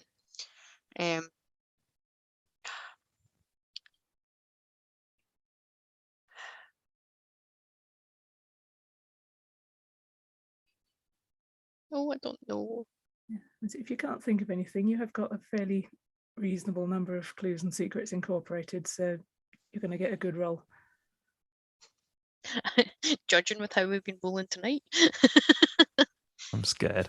But at this point, even if you get a double one, it'll still just be a pass.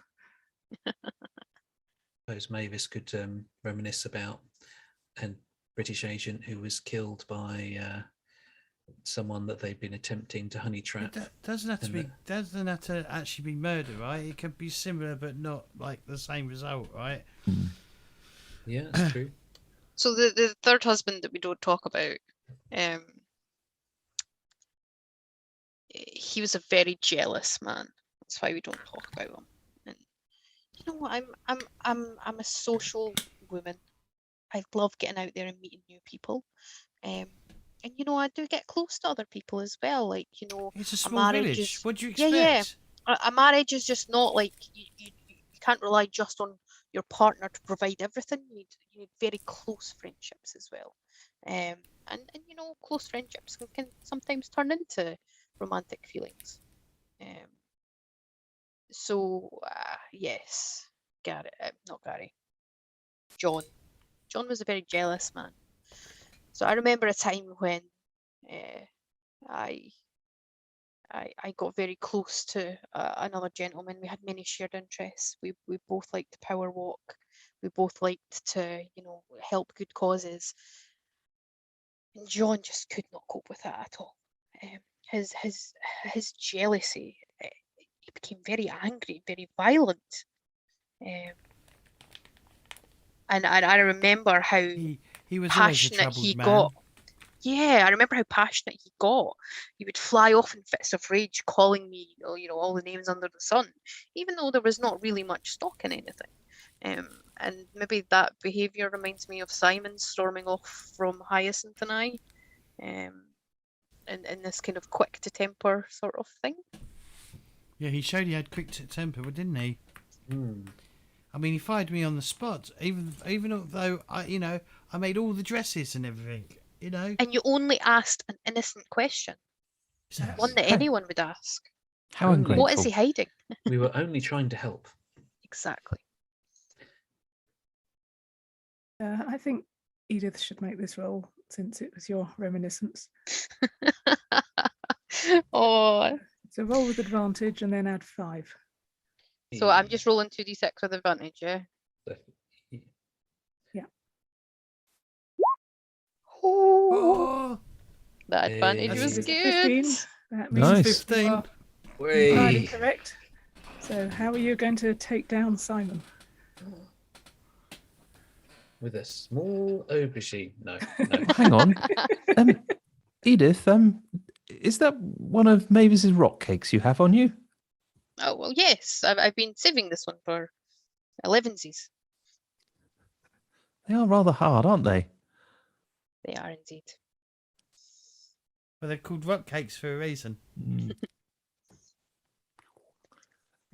Continues to be scandalised, although for So, completely different reasons now. I Well, the used police- to. Well, the I will- the police are still there. Why don't we just go tell our findings to the police, and then is the phone his?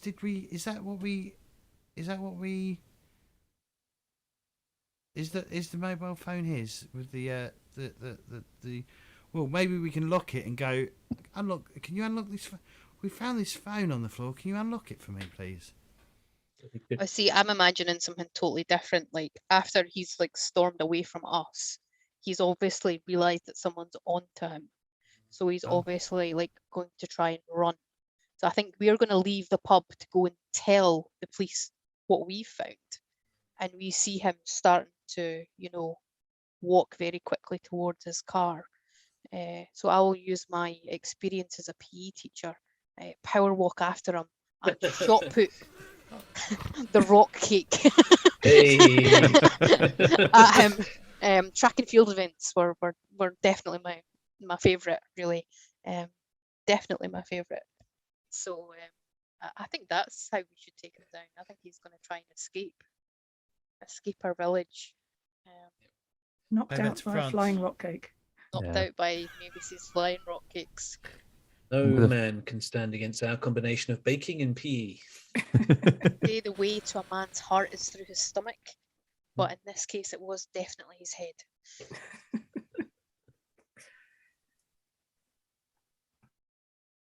Right, so I think we will cut to an epilogue where we see Simon being taken away by Petunia, of course. And the Amateur Dramatic Society have to decide what they're going to do next. So Yes, we- what are you all going to suggest that they should do, given that they are now down both their star and their director? The show must go on, baby. That's showbiz. And competition instead. Oh, and I haven't been fired. I've been rehired. I think Hyacinth should be the new director and head And of star. costumes. Yes. And still be the fairy godmother, of course. Yes, Fairy Godmother and Cinderella. Oh no, we should promote little Jenny. She's Yeah. done Yes. Oh yeah. done well. We'll just need to find someone to be the cat. I mean, I'll see what the my cat's not Lucy's doing. I'll take all the cat's lines. Cat and fairy godmother and The- director. It's the Love fairy it. cat, the fairy cat mother. Yes. Exactly. It's a reimagining. Mm. We steal several song and dance numbers from Cats and just stick it into Cinderella. Why would you want to do that? But Why so would you little wanna- people have seen the Cats movie that it just looks like it's an original production by us. We'd had a lot of sherry by that point. It seemed like a good idea at the time. We're just all fucking rat ass. Yeah. Poor old Florence, who was thinking of continuing on a quest to make some of the best vegetables for the village, has decided to get rid of the vegetable plot entirely and just, either lawn it over or just grow some more roses in there. She's done with vegetables. She Stick can't. to berries. Yeah, Fruit Especially and over fruit. jeans. Or Mavis, for her part, entirely gives up making eclairs for at least a good year. any cream cake. Yep. I think the final shot of the episode will be the curtains coming down on the triumphant performance of the pantomime, with Hyacinth taking her bow in her dual role as fairy godmother and cat. Fairy cat mother. Fairy cat mother. I'm sure Florence can lend us some roses to throw at the stage for her. Yes.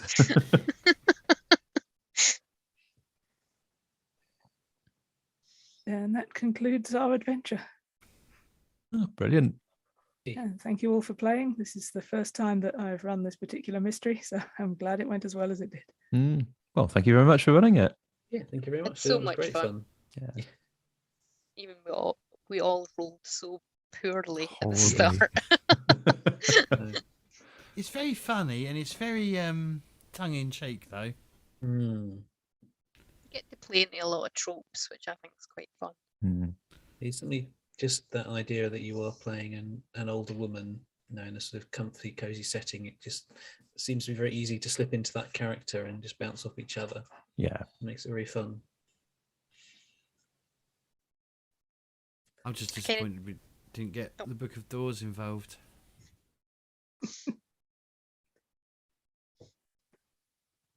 I'm slightly sad we got it right first time. So we couldn't go, oh no, they didn't. Missed a trick there. It turns out that Simon and Bobby are the same person. Yeah. Well, we always had Rose as a backup, didn't we? So she was an obvious second if it wasn't Simon. Yeah, Right, there was that. So, with the end of that, should we do some shout outs? So, Sue, why don't you tell us where we can find your game and where we can find you? It's available to buy now from lulu.com. And if you want the character creation sheet and the moves sheet and the character sheet, those are all available to download from a page on my blog. That's at savagespiel.blogspot.com. I'll put that in the video description, and people will see it come up in a minute on Twitch. Anyone else got a shout out at all? Richard? People want to say that I do love that one of the mysteries in Matrons of Mystery is Gardener's Question Crime.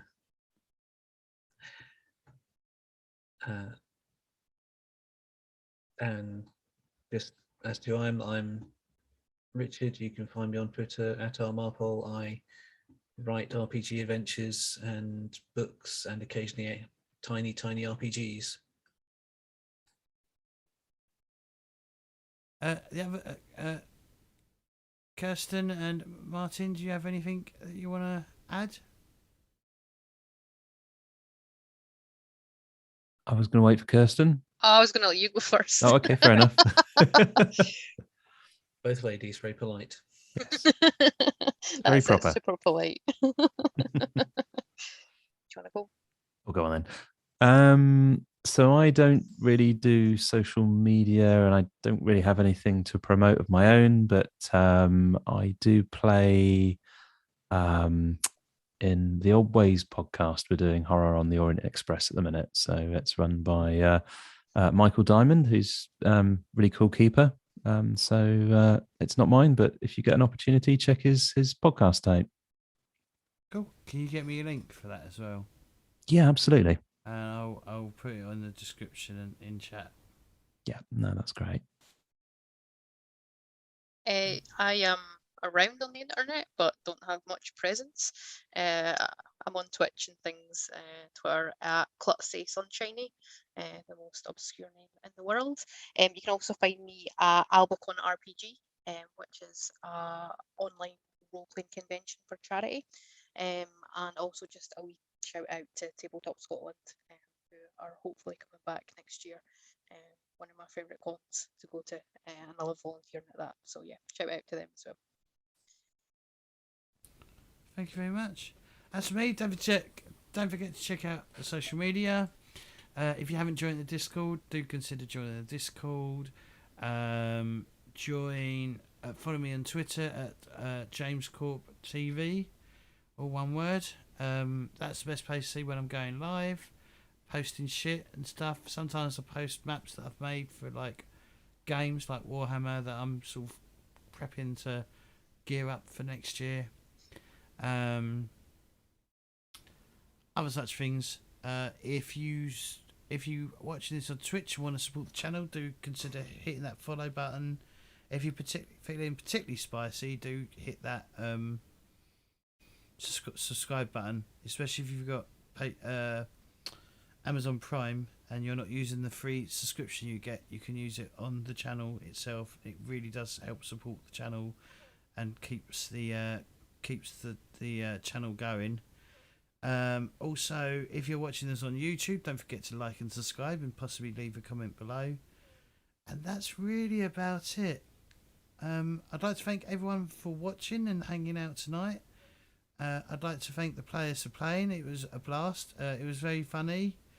And I'd like to thank Sue for running yet another excellent game on this channel. Most excellent. And Merry Christmas, everyone, and hope you all have a good New Year.